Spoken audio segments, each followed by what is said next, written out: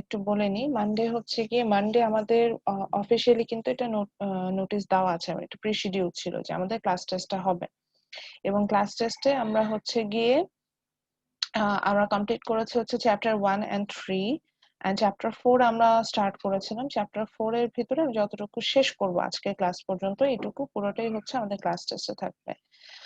আর আপনাদের হচ্ছে গিয়ে মিড টার্মের অ্যাসাইনমেন্ট আমি এটা দিব হচ্ছে গিয়ে নেক্সট উইকে, which means স্যাটারডে দিব, সরি ফ্রাইডে বা স্যাটারডে অ্যাসাইন করে দিব, যেহেতু আমাদেরকে বলেছে যে মিড টার্মের 7 দিন, মিড টার্মের অ্যাসাইনমেন্টের জন্য 7 দিন সময় দিতে হবে। তো আমি ওই 18 তারিখ থেকে প্রায়র 7 ডেজ এভাবে হিসেব করে হচ্ছে গিয়ে আপনাদের আমি ওই মিড টার্ম অ্যাসাইনমেন্টটা দিয়ে দিব ওইভাবে, ওটাই বলছি যে, এবং যেটা রুলস যে 7 ডেজ টাইম দিতে হবে সেই ওয়েজ টাইম থাকবে। কি বোঝাতে পেরেছে বিষয়টা? জি ম্যাম। আচ্ছা ম্যাম, একটা কথা ছিল ক্লাস হুম টেস্ট হুম নিয়ে। হুম সেটা হুম। হচ্ছে সবাই বলতে চাচ্ছিল যে 8:30টায় ক্লাস টেস্টটা না নিয়ে যদি টাইমটা চেঞ্জ করা যেত তাহলে সবার জন্য ভালো হতো। টাইম চেঞ্জ আপনাদের সাথে তো আমার কনভেনিয়েন্ট টাইম হয় না ওই দিন, ওইটা তো নিশ্চয়ই আপনারা এটা জানেন যে যেভাবেই হোক টাইমটা কনভেনিয়েন্ট হয় না। হ্যাঁ বলেন। হ্যালো ম্যাম, সন্ধ্যায় যদি করেন, মানে সকাল টাইমটা আমার ম্যাম আমার একটু কোনো সমস্যা ডিফিকাল্ট। নেই, বিকজ আমার তো জাস্ট নেওয়া বলে কথা, এক্সাম নেওয়া নিয়ে কথা, তাই না? ম্যাম সো ম্যাম আমি আমাদের ক্লাসটা ক্লাসের জায়গায় থাকুক, মানে আমরা ক্লাস করি, বাট হচ্ছে ম্যাম আমরা যদি এক্সামটা অন্য টাইমে দেই তাহলে ম্যাম আমাদের ক্লাসটাও হলো আবার এক্সামটা হলো। আচ্ছা, সো তো হুইচ সন্ধ্যা মিন্স আপনারা চাচ্ছেন যে সকালে ক্লাস ঠিকই করবেন আর এক্সামটা হচ্ছে গিয়ে বিকালে দিবেন। এরকম হলে হয় ম্যাম, বিকালে বা হচ্ছে হলো সন্ধ্যার দিকে। আচ্ছা, তাহলে তো আমার জন্য আরো ভালো, আমার ক্লাসও মিস যাবে না, আমি এক্সাম হচ্ছে প্রি শিডিউল না করে ম্যাম, দিব। আপনি লাস্ট সেমিস্টারে তো আপনি এমনই করছিলেন আমাদের সাথে, যে হচ্ছে ক্লাসের জায়গায়, তো মিস হ্যাঁ যাবে হ্যাঁ না কোনো হ্যাঁ কিছু। হ্যাঁ জি হ্যাঁ, ম্যাম। ক্লাস মিস যায়নি আমি তাহলে সেক্ষেত্রে তো আমার সুবিধা, আমি এক্সাম প্রি শিডিউল করে দিতে পারি, তো আমার দেখা যাচ্ছে ক্লাসও নষ্ট হয় না। আচ্ছা ঠিক আছে, তাহলে সেক্ষেত্রে আমি যেটা করতে পারি, আমি মানডে এক্সামটা হচ্ছে গিয়ে আপনার ইয়া সন্ধ্যার করে পরে দিই। নিলে ভালো, সন্ধ্যার আমি দিকে নিলে হচ্ছে ভালো। 4:30টার সময়, না না সন্ধ্যা পরে হলে আপনাদের আবার অসুবিধা, আপনার লিখে টিখে সাবমিট করারও তো একটা বিষয় থাকবে। 4:30টার সময় প্রি ওকে। শিডিউল করে দিব, প্রি শিডিউল করে আমার টাইমিং তো 1 আওয়ার, 1 আওয়ার মিনস জি হচ্ছে ম্যাম। 45 মিনিটস হচ্ছে এক্সামের জন্য, আর হচ্ছে 15 মিনিটস আপনার পেয়ার জন্য। তাহলে আমরা ওই দিন মর্নিং এ ক্লাস করবো, তাহলে মর্নিং এর ক্লাসটা একটু দেরিতে স্টার্ট করবো, যেহেতু ওটা ওইখানে মর্নিং এর ক্লাসে তো 8:30টায় না শুরু করে 8:40-এ স্টার্ট করবো। আর ওইদিকে হচ্ছে গিয়ে আমাদের এক্সাম হবে হচ্ছে 4:30টার সময় প্রি শিডিউল করা থাকবে, তো আমার কিছুই করতে হবে না, অটো অ্যাসাইন হয়ে যাবে আপনাদের জন্য। Okay ma'am. এভাবে হচ্ছে গিয়ে এক্সাম দিয়ে ফেললেন। আমি ওটা চিন্তা করছিলাম যে আমি কোনো কোর্সেরই এবার এক্সাম ক্লাসে নিইনি, আমি ইভেন যে বিজনেস ম্যাথ নিয়েছি ওদের এক্সাম নেওয়ার শুরুতে আমি আগে ক্লাস নিয়ে নিয়েছি যে আমি ক্লাসে কি পড়াবো, ক্লাস নিয়ে তারপরে এক্সাম শিডিউল করে দিয়েছে, ওরা এক্সাম দিয়েছে। আমি তো এইভাবে নেই, তো আমি চিন্তা করলাম আপনাদেরটা কি করবো, আপনাদেরটা তো এক্সাম মিস হয়ে যাবে, মানে ক্লাস টাইমটা আমার নষ্ট হবে, আমি আবার ক্লাস টাইম নষ্ট করা পছন্দ করি না। ওকে, সো আমরা তাহলে চলে যাই, আজকের ক্লাসে আমরা জিডিপি নিয়ে স্টার্ট করার কথা। তো যে বলেন, আর কিছু বলবেন?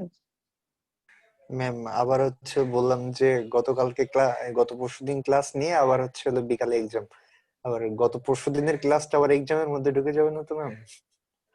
না, ক্লাস এক্সামের ভিতরে কেন ঢুকবে? না না না, গত পরশুদিনের যে ক্লাসটা আপনি নিবেন ওইটার পড়াটাও কি আবার এক্সামের মধ্যে ঢুকে যাবে নাকি আজকের পর্যন্তই? আমি আজকে যেটা পড়াবো, আচ্ছা আজকে একটু ঝামেলা যেটা হয়েছে যে আমি আজকে টাইমের উপর ডিপেন্ড করি, আমি যদি টাইম স্লট নিয়ে রেখেছি দুইটা, যদি পসিবল হয় আমি দুইটা ক্লাস নিব, মানে আমার আজকের ক্লাস যেটা আমি নিচ্ছি এটা কিন্তু আমার মেকআপ ক্লাস, এই মেকআপ ক্লাসটারই যা হচ্ছে গিয়ে পড়ানোর কথা এটুকু পর্যন্ত এক্সাম দেওয়ার কথা ছিল, মানডে মর্নিং এ আমি যা পড়াবো ওটা এক্সামে আসবে না। ওকে ম্যাম, ওকে ম্যাম। এটা ওকে, সো আমরা এই চ্যাপ্টারে হচ্ছে গিয়ে স্টার্ট করেছিলাম জিডিপি দিয়ে, জিডিপির জন্য আমার একটা স্লাইড আছে, আমি স্লাইডটা আজকে আপনাদের সাথে শেয়ার করবো, জিডিপি যেহেতু আমি স্লাইড মেক করি। ম্যাম জি বলেন। ম্যাম আজকে আজকে যতটুকু পড়াবেন আজকে অতটুকুই যতটুকু সিটির পড়াবো জন্য, তাই না? অতটুকু হচ্ছে অতটুকু ক্লাস টেস্টের জন্য, দ্যাটস ইট, যা পড়াবো এর ম্যাম বাহিরে না। এটাই ভালো হবে। ওকে, সো চ্যাপ্টার 4 এ আমরা স্টার্ট করেছিলাম। চ্যাপ্টার 4 এ আমরা এখানে যেটা দেখতে পাচ্ছিলাম যে আমরা এই চ্যাপ্টারটাতে আসলে জিডিপির উপরে মানে ইকোনমিক কয়েকটা ইন্ডিকেটর আছে। One is GDP, economic growth, and another one is inflation rate. So in this chapter we will focus on the GDP and economic growth. So first of all we get idea about GDP. আমি কি স্লাইডটা মনে হয় share করিনি আপনাদের সাথে এখনো, তাই না? স্লাইড কি শেয়ার করেছি সিয়ার? আমাকে তো একটু বলতে হবে। হ্যাঁ করছেন ম্যাম। স্লাইড শেয়ার করেছে। আচ্ছা ঠিক ম্যাম আছে। ম্যাম স্লাইডটা গুগলের ক্লাসরুমে দেননি। গুগল ক্লাসরুমে দেইনি। আচ্ছা আমি না। দেখি তাহলে আমি দেখবো। আচ্ছা, so first of all we will get idea about GDP. মানে জিডিপি সম্পর্কে অলরেডি আমাদের আইডিয়াস আছে। জিডিপির যে 4টা কম্পোনেন্ট আছে সেগুলো নিয়ে আমরা স্টাডি করেছি। দেন আমরা আসলে আজকে ক্লাসের প্রথমে কি করবো, আমরা আসলে দেখবো যে জিডিপিটা কিভাবে ক্যালকুলেশন করে সেটা নিয়ে কথা বলবো। জিডিপি ক্যালকুলেশনের পরে আমরা দেয়ার are two types of GDP, দুটো জিডিপি সম্পর্কে আমরা দেখবো। One is nominal GDP, another one is real GDP. এই দুটো আছে। সো এই ম্যাম দুটো এতটুকু পর্যন্ত করানো হয়েছিল, আর্ট করানোর কথা ছিল এটা। আজকে এটা করার কথা ছিল এবং আমি বলেছিলাম যে এই ছবিটা এঁকে রাখতে। এটা মনে আছে কি? এই হ্যাঁ ছবিটা কিন্তু আমি করার কথা ছিল। হ্যাঁ, এই ছবিটা কিন্তু বলেছিলাম যে আপনাদের ড্র করতে বলেছিলাম। এটা বইয়েরটা, হ্যাঁ এটা তো ম্যাম, আমাদের ইয়েস স্লাইডে ম্যাম। দেওয়া ছিল। আচ্ছা, সো ওইটা আমি এক্সপ্লেন করবো যে কিভাবে আসলে আমরা এখান থেকে জিডিপিটা ক্যালকুলেশন করে আসি। এরপরে আমরা পড়বো হচ্ছে there are two types of GDP. GDP কে আমরা দুইটা ভাগে ভাগ করি ইন্ডিকেটরস গুলোকে। One is nominal GDP, another one is real GDP.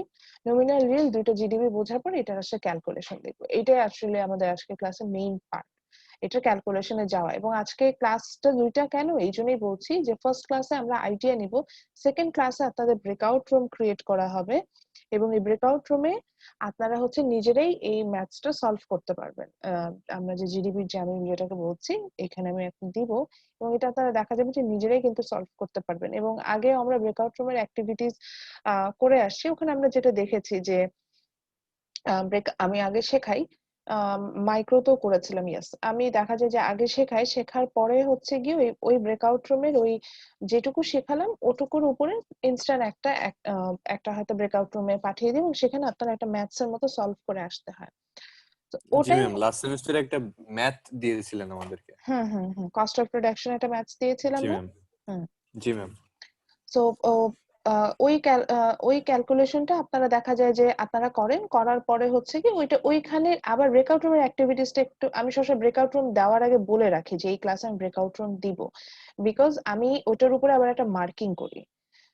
আপনাদের যে গ্রুপ অ্যাসাইনমেন্টের যে মার্কস যে বিষয়টা, এবার যেহেতু আমাদের হচ্ছে গিয়ে আমি বলেছি যে আপনাদের গ্রুপ অ্যাসাইনমেন্ট আমি আসলে নিব না, আমাদের নেওয়ার কোনো ওয়ে নাই। সো গ্রুপ অ্যাসাইনমেন্টের বিষয়টা যেটা হয় যে আমি কিন্তু ওটা আপনার ব্রেকআউট রুমের অ্যাক্টিভিটিস থেকে দিয়ে থাকি। তো ওইটা হচ্ছে কি আপনাদের দেখা যাবে যে আমি কিন্তু এখান থেকে দিব, যে আজকে ধরেন হয়তো আজকেটা ক্লাসে ম্যাথস করালাম, এখানে আমি আপনারা কিছু কাজ করবেন, সেখান থেকে কিন্তু আমি ব্রেকআউট রুমের এই অ্যাক্টিভিটিস থেকেও কিন্তু আমি আপনাদের কিছু মার্কস দিয়ে রাখবো। এটা হচ্ছে ওই যে 10 মার্কস যেটা গ্রুপ ওয়ার্কে, যেটা তো এখন তো আপনাদের কোনোভাবে আমার গ্রুপ ওয়ার্কে অ্যাসাইন করার সুযোগ নেই, এই জন্য আমি এইভাবে হচ্ছে গিয়ে সাধারণত দেই। সো এবং তারপরে ব্রেকআউট রুম থেকে সেটা আবার হচ্ছে কি একটা শেয়ার করার অপশনও থাকে আপনাদের কাছে, যে আপনারা হচ্ছেন গিয়ে আমার কাছে শেয়ার করার অপশন বলতে বোঝাচ্ছি যে আপনারা চাইলেই আপনাদের কাজটা আমাকে শেয়ার করতে হবে, না চান না চান আপনাদের কাজটা শেয়ার করতে হবে। আজকের কাজটা শেয়ার করার জন্য আমি ইয়াতে আপনাদের গুগল ক্লাসরুমে একটা ফোল্ডারই ক্রিয়েট করব চিন্তা করেছি। সে ফোল্ডারে আমি এই ফাইলটা আপলোড করে রাখবো, সো দ্যাট আপনাদের যেটা হবে যে আপনারা হচ্ছেন গিয়ে মানে ওই যে স্ট্রিমে আপলোড করা নিয়ে একটা ঝামেলা হতো, সো ওই ঝামেলাটা আর হবে না, ওইভাবে গ্রুপ থেকে আপলোড করে দিলেই হবে। ওকে, সো জিডিপি তো আমরা বুঝেছি, আমরা এখন চলে যাব হচ্ছে why the GDP or the flow of GDP is equal to the expenditure and aggregate expenditure and income. So একটা কান্ট্রির আমরা দেখেছিলাম যে জিডিপি যখন আমরা ক্যালকুলেশনে যাচ্ছিলাম এটাকে তিনটা অ্যাপ্রোচে ক্যালকুলেশন করা যায়। পরবর্তীতে আমরা ফাইন্ড আউট করলাম তিনটা অ্যাপ্রোচের মধ্যে একটা অ্যাপ্রোচ অ্যাকচুয়ালি ইনভ্যালিড, প্রোডাকশন যেটা ছিল ইনভ্যালিড হয়ে যাচ্ছে। আর বাকি ছিল দুটো অপশন, একটা হচ্ছে কি expenditure approach, another one is income approach. So there is some loophole in income approach too, because as a human being we don't want to disclose our total income to others for some reason আমরা কখনোই কিন্তু এটা disclose করি না। এবং এটা আমি সবসময় বলি যে ইভেন ধরেন আমি এই যে ওয়ার্কিং ওমেন, আমি নিজেও কিন্তু আমার প্যারেন্টস এর কাছে শেয়ার করবো না যে আমার আর্নিং কেমন বা এই বিষয়গুলো, কিন্তু আমরা সবসময় এটা সবার মধ্যে কাজ করে যে আমরা কিন্তু দেখা যায় যে আমরা তো আমাদের পার্টনারের কাছে শেয়ার করিই না, ইভেন হচ্ছে গিয়ে আমরা আমাদের কিন্তু প্যারেন্টস এর কাছেও কিন্তু এই শেয়ার গুলোতে আমরা কখনো যাই না। তো ওটাই যাচ্ছিলাম। তো দেখা যাচ্ছে যে আমি যদি ইনকাম, আমার টোটাল ইনকাম কতটুকু, এক্সাক্ট ইনকাম যেটা, সেটা আমি কারোর সাথে শেয়ার করছি না, কোনোভাবেই শেয়ার করছি না, তাহলে যখন এটা গভর্নমেন্ট সার্ভে হবে for GDP purposes, obviously I will not disclose it proper information to government, because ওখানে আরো বেশ কিছু বিষয় চলে আসে, income tax and others. So আমরা যেটা করি, এখন ধরলাম যে আমাদের ক্লাসে সাইফ হচ্ছে অনেক রিচ, সাইফ হচ্ছে অনেক রিচ, তার দুই পকেটে 2 লাখ করে টাকা থাকে। এখন সাইফকে যখন আমি ধরেন আমি ওই যে বলছে আমার ক্লাসে জিডিপি ক্যালকুলেশন, আমার ক্লাস থেকে জিডিপি ক্যালকুলেশন করবো। সো সাইফকে জিজ্ঞাসা করলাম যে সাইফ, আপনার ইনকাম অ্যাপ্রোচে আমি যাচ্ছি। সো ফার্স্টে অ্যাজ এ গভর্নমেন্টের পার্ট হিসেবে সাইফকে প্রশ্ন যে সাইফ, আপনি তো সিআর, আপনি আপনার ইনকামটা বলেন। সাইফ বলল, ম্যাডাম আমার তো খুব খারাপ অবস্থা। আমি দেখা যায় যে এত খারাপ অবস্থা ম্যাডাম, এটা আমার না, এটা আমার না, আমার না, নিয়ে যাও, আমি ক্লাস নিচ্ছি। তো বলতেছে যে আমার এত খারাপ অবস্থা, আমি হচ্ছে গিয়ে আমার এত খারাপ অবস্থা ম্যাডাম, আমি হচ্ছে আজকে কালকে কি খাবো সেই চিন্তায় অস্থির হয়ে থাকি। অথচ সাইফের দুই পকেটে কিন্তু 2 লাখ টাকা। ওকে, তো কেন সাইফ আমাকে বলবে না? কারণ সাইফ চিন্তা করছে ম্যাডাম তো গভর্নমেন্টের পার্ট, সো আমি যদি ম্যাডামকে আবার প্রপার ইনফরমেশনটা দিয়ে দিই অ্যাবাউট জিডিপি, সো যেটা sorry about my income, so that যেটা হবে যে আমাকে এই টাকার উপরে কিন্তু ট্যাক্স দিতে হবে। আমি না বলে আমাকে ট্যাক্স দেবে কেন? শুধু শুধু আমি গভর্নমেন্টকে 5,000 টাকা দিব। সাপোজ এটা আমাদের একটা কমন সেন্স, এটা আমাদের সবসময় এটা কাজ করে। ইভেন এবার যখন আমাকে এখন আমি ট্যাক্স রিটার্ন নিয়ে বসে নেই, বিকজ আমার মাথায় এটাই ঢুকাচ্ছে যে আমার নিজের ইনকাম, নিজের টাকা পয়সা, আমি এগুলো কেন গভর্নমেন্টকে দেবো? ট্যাক্স রিটার্ন নিয়ে বসতে আমার খুব কষ্ট হচ্ছে, যদি আমাকে দিতে হবে, অলরেডি আবার ট্যাক্স দেওয়া শেষ, জাস্ট হচ্ছে রিটার্ন সাবমিশনে আমার যেতে হবে, তো আমাকে এটা দিতে হবে। তো এই জিনিসগুলো কিন্তু আমাদের মধ্যে সবসময়ই কাজ করে। আমরা দেখা যায় যে প্রপারলি বিষয়গুলোকে অ্যাভয়েড করে যেতে চাই। তো এই অ্যাভয়েড এর বিষয়টা এখান থেকেই আসে।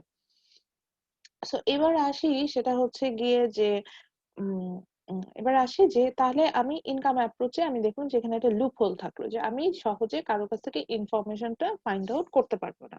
আপনি ঠিক একইভাবে আপনার হয়তো পাচ্ছেন সাইফ ছেলে বলে সাইফ হচ্ছে গিয়ে ইয়া করবে না, আপনার ইনকামটা বলবে না। এবার আসি ধরেন আপন এক জায়গায় জব করে, আপন ওর আপনি বলবেন ম্যাডাম ওর ব্যাংকের স্টেটমেন্ট দেখলে আপনি হচ্ছেন গিয়ে ওখান থেকে ওর ইয়াটা ইনকাম অ্যাপ্রোচ থেকে আপনি ক্যালকুলেশন করে ফেলতে পারবেন।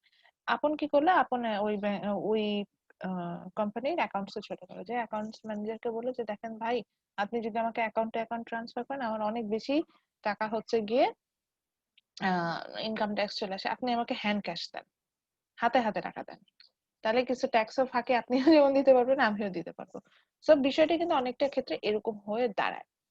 এবার আসি, সাইফের পকেটে যদি 2 লাখ টাকা থাকে, হুম, যত যাই হোক, আপনি কি আপনার এক্সপেন্ডিচার কমাতে পারবেন? আপনি দেখবেন যে আমাদের ইনকাম যেমন, আমাদের কিন্তু লাইফস্টাইল ওটার উপরে ডিপেন্ড করে। আপনার যখন ইনকাম হাই থাকবে তখন কিন্তু আপনি কেএফসি চিকেনই খাবেন, আর যখন আপনার ইনকাম লো থাকবে তখন কিন্তু আমাদের যে রোড সাইডে 15 টাকায় চিকেন পাওয়া যায় সেটাই আমরা কিনে খাবো। বা আপনার যখন ইনকাম হাই থাকবে তখনই কিন্তু আপনি ভালো কোনো সুপার শপ থেকে, ইয়োলো থেকে হোক, ওয়েক্সটেক্স থেকে হোক, আড়ং থেকে হোক ড্রেস কিনে পরবেন। আপনার যখন ইনকাম কম থাকবে তখনই কিন্তু আপনি নিউ মার্কেটের উল্টা পাশ থেকে টি শার্ট কিনে পরবেন। বিষয়টা কিন্তু অনেকটা এরকম হয়। আমার কথার সাথে এগ্রি না করলে নিজের দিকে একটু তাকায় দেখেন, দেখেন না আপনার ম্যাম, ইনকাম, ফুললি এগ্রি। আপনার ইনকাম যেরকম হবে, আপনি যেমনই হোক না কেন, আপনার লাইফস্টাইল, আপনার লিভিং স্ট্যান্ডার্ডটা কিন্তু ওটা রিপ্রেজেন্ট করে। আপনি বলতে পারেন ম্যাডাম আমি কিপটা হইতে পারে, হ্যাঁ কিপটা মিতভাই ওটা অন্য বিষয়, কিন্তু তাই বলে যে আপনার পকেটে কোটি টাকা আপনি রাস্তায় শুয়ে থাকবেন সেরকম কিন্তু ঘটনা ঘটবে না। আমি বলতে চাচ্ছি এটা, হ্যাঁ হয়তো কোটি টাকা আপনার আপনার হয়তো বাড়ি ধারায় ট্রিপ্লেক্স ফ্ল্যাট নিয়ে থাকার কথা, আপনি হয়তো ওরকম ডুপ্লেক্স ট্রিপ্লেক্স ফ্ল্যাট না বানায় আপনি হয়তো বাড়ির ধারে একটা সিঙ্গেল ফ্ল্যাট নিয়ে থাকেন, কিন্তু ফ্ল্যাট নিয়ে কিন্তু থাকবেন, আমি ওটা বলতে চাচ্ছি। আপনার লিভিং স্ট্যান্ডার্ড ওই কারণ বাজারে যে আপনি বসে থাকবেন আর রাস্তার পাশে এরকম হবে না। So mainly whatever happens, our expenditure depends on our income. So আমি যদি একটু ঘুরিয়ে আসি, অর্থাৎ আমি কি করলাম, আমি তো জানি সাইফ আমাকে বলবে না যে ওর দুই পকেটে 2 লাখ টাকা। সো আমি কি করলাম, সাইফের এক্সপেন্ডিচার নোটিস করার সময় আমি দেখলাম সাইফ ইউনিভার্সিটি আসে পার্সোনাল কারে করে, তার মানে ওর কার এফোর্ড করার অ্যাবিলিটি আছে। তারপরে দেখলাম সাইফ লাঞ্চ করতে যায় হচ্ছে ধরেন কোথায় ইউনিভার্সিটির কাছে ডিএসএস এ, হ্যাঁ প্রতিদিন ডিএসএস এ যে সে লাঞ্চ করে আসে, তার মানে ওটাও এফোর্ড করা তার অ্যাবিলিটি আছে। তারপরে দেখলাম সাইফের হাতে একটা রোলেক্স এর ঘড়ি, তার মানে কি ওই ঘড়িটাও এফোর্ড করার ওনার অ্যাবিলিটি আছে। তো এতগুলো কথা বললাম যে এটার মানে হচ্ছে দাঁড়াচ্ছে এরকম যে যখন আপনি ইনকাম করবেন আপনার এক্সপেন্ডিচারটা কিন্তু ওই আপনার ইনকামের উপরে ডিপেন্ড করবে। আপনার ইনকামটা যেমন থাকবে ওই ইনকামের উপর আপনার এক্সপেন্ডিচার ডিপেন্ড করে। So, আমি জিডিপি ক্যালকুলেশনের সময় ইনকাম বাদ দিলাম, এক্সপেন্ডিচারে যাই, তাহলে যেটা হবে যে আমি যা ইনকাম করছি সেটার উপর বেসিসে আমার কিন্তু হচ্ছে কি এক্সপেন্ডিচারটা আমার চলে আসলো। যে আমি যদি এক্সপেন্ডিচার থেকেই আমি হিসেব করতে থাকি তাহলে তো একটা দেশের জিডিপি আমি পেয়ে যাচ্ছি, কারণ ইনকামটার উপরেই তো এক্সপেন্ডিচার ডিপেন্ড করছে, যা যা ইনকাম করবো সেটুকুই তো খরচ করবো, এর বাইরে তো আর খরচ করতে পারবো না। So that's why GDP is calculated from the expenditure approach. Directly আমরা এক্সপেন্ডিচার অ্যাপ্রোচ থেকে এটা ক্যালকুলেশন করি এবং দেয়ার আর 4 কম্পোনেন্টস আন্ডার ইট। এটাতেও 4টা কম্পোনেন্টস আমরা পাবো, এই যে সিআই, জি এন্ড এনএক্স। এনএক্সটাকে এই যে এইভাবে আমরা শর্টকাটে লিখি X minus M which is called net export. এগুলো সব এখানে বলা আছে, আমি অন্য কোথাও থেকে বলছি না, কোনো বাইবেল থেকে বলছি না, কিছু না, সব আপনার এই যে পার্কিনের বই, এই বই আমিও পড়েছি, এখান থেকেই বলছি। এখানে খুব জিনিসটা খুব সুন্দর ভাবে কম্পোনেন্ট গুলো নিয়ে আলোচনা করা আছে এবং কিভাবে এটা ক্যালকুলেশন করা হয় সেটা বলা আছে। এই ছবিটা আঁকতে বলেছে বিকজ আমি এই প্রশ্নটা করি, এটা একটা ব্রড কোশ্চেন এবং এই কোশ্চেন করা মানে হচ্ছে কি ছবিটা এঁকে অ্যান্সারটা করতে হয়, এই জন্য এই ছবিটাও আঁকতে বলেছিলাম। Okay, so this red line shows the consumption expenditure approach, total expenditure actually from the different part, and this blue line it shows the income, that means the total income from different part. So again there are two decision making unit, one is household, another one is farm, and two types of market. One is market for factors of production and one market is market for goods and services. And though we আমরা যেহেতু macro বেসিসে আছে, এখন micro বেসিসে চিন্তা করতে পারছি না, দ্যাটস ওয়াই এখানে আমরা গভর্নমেন্টকে আর একটা ডিসিশন মেকিং ইউনিটে নিয়ে আসলাম এবং আমরা একটা যেহেতু ম্যাক্রোতে, তার মানে হচ্ছে কি আমরা তো একা আমাদের ইকোনমি নিয়ে বসে থাকতে পারবো না, আমাদের ইকোনমি ইম্প্যাক্টটা হচ্ছে কি অন্যান্য কম্পোনেন্টের উপরও পড়বে, অন্যান্য বিষয়ের উপরও পড়বে। সো সেখানে রেস্ট অফ দ্য ওয়ার্ল্ডও চলে আসে। সো এখানে rest of the world another component হিসেবে কাজ করবে। Okay, so এখানে প্রথমে আসি what is C? C means the consumption expenditure, যে C থেকে নামটা থেকে বুঝতে পারবেন consumption expenditure by the total household। এখানে আমরা ইন্ডিভিজুয়ালি হিসেব করব না, এখানে হাউসহোল্ড বলতে বাংলাদেশ, ধরেন বাংলাদেশে বেসিসে ক্যালকুলেশন করছি।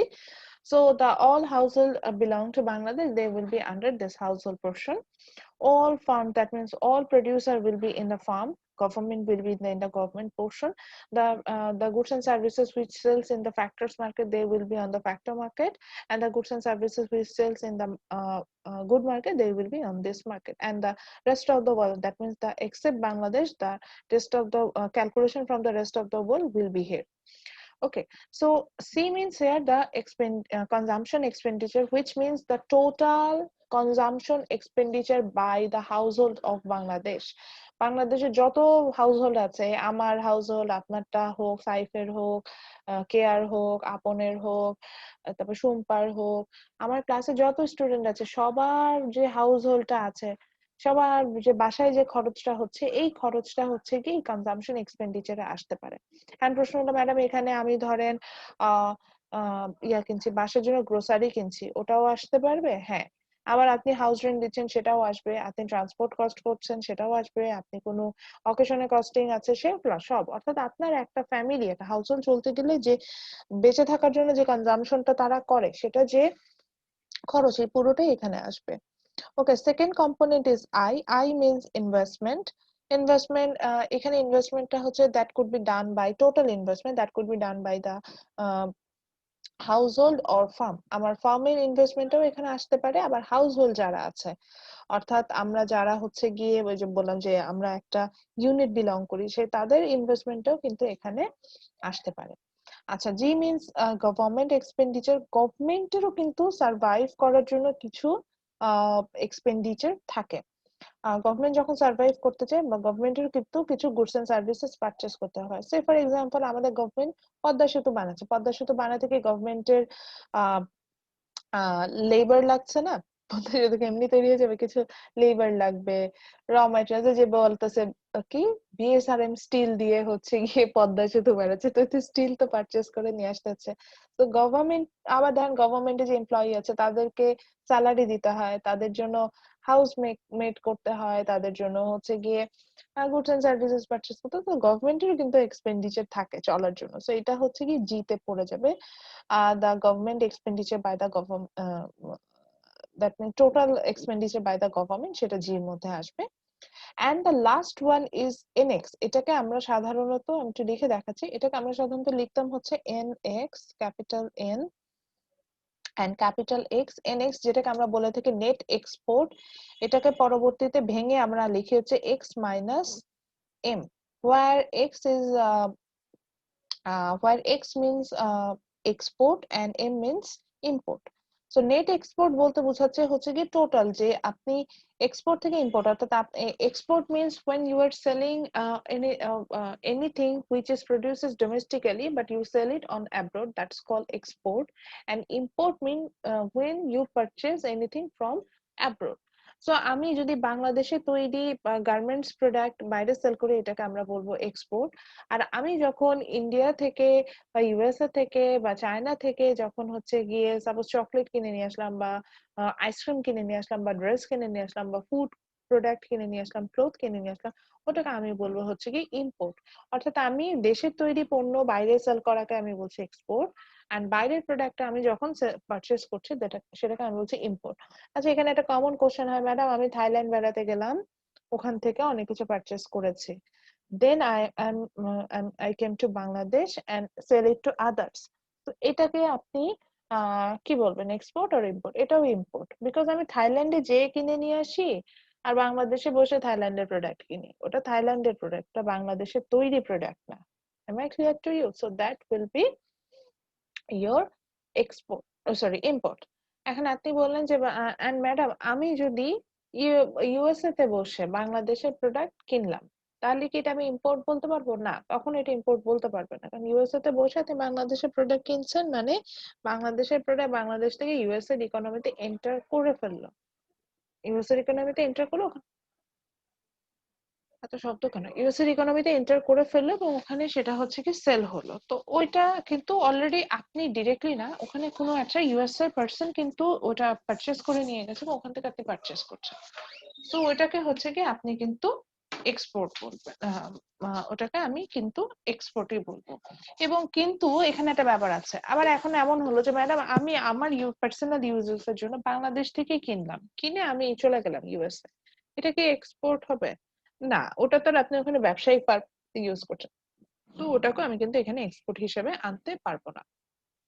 সো এই চারটা কম্পোনেন্ট যদি আমরা একসাথে সাম আপ করি, then we will find out the total GDP of a country. That means আমি যদি একটা কান্ট্রির টোটাল জিডিপিটাকে ফাইন্ড আউট করতে চাই, আমি টোটাল জিডিপিটাকে এখানে ওয়াই দিয়ে মেনশন করেছে, আপনার বইয়ে ওয়াই দিয়ে দেখিয়েছে, তাই আমি ওয়াই দিয়ে দেখাচ্ছি।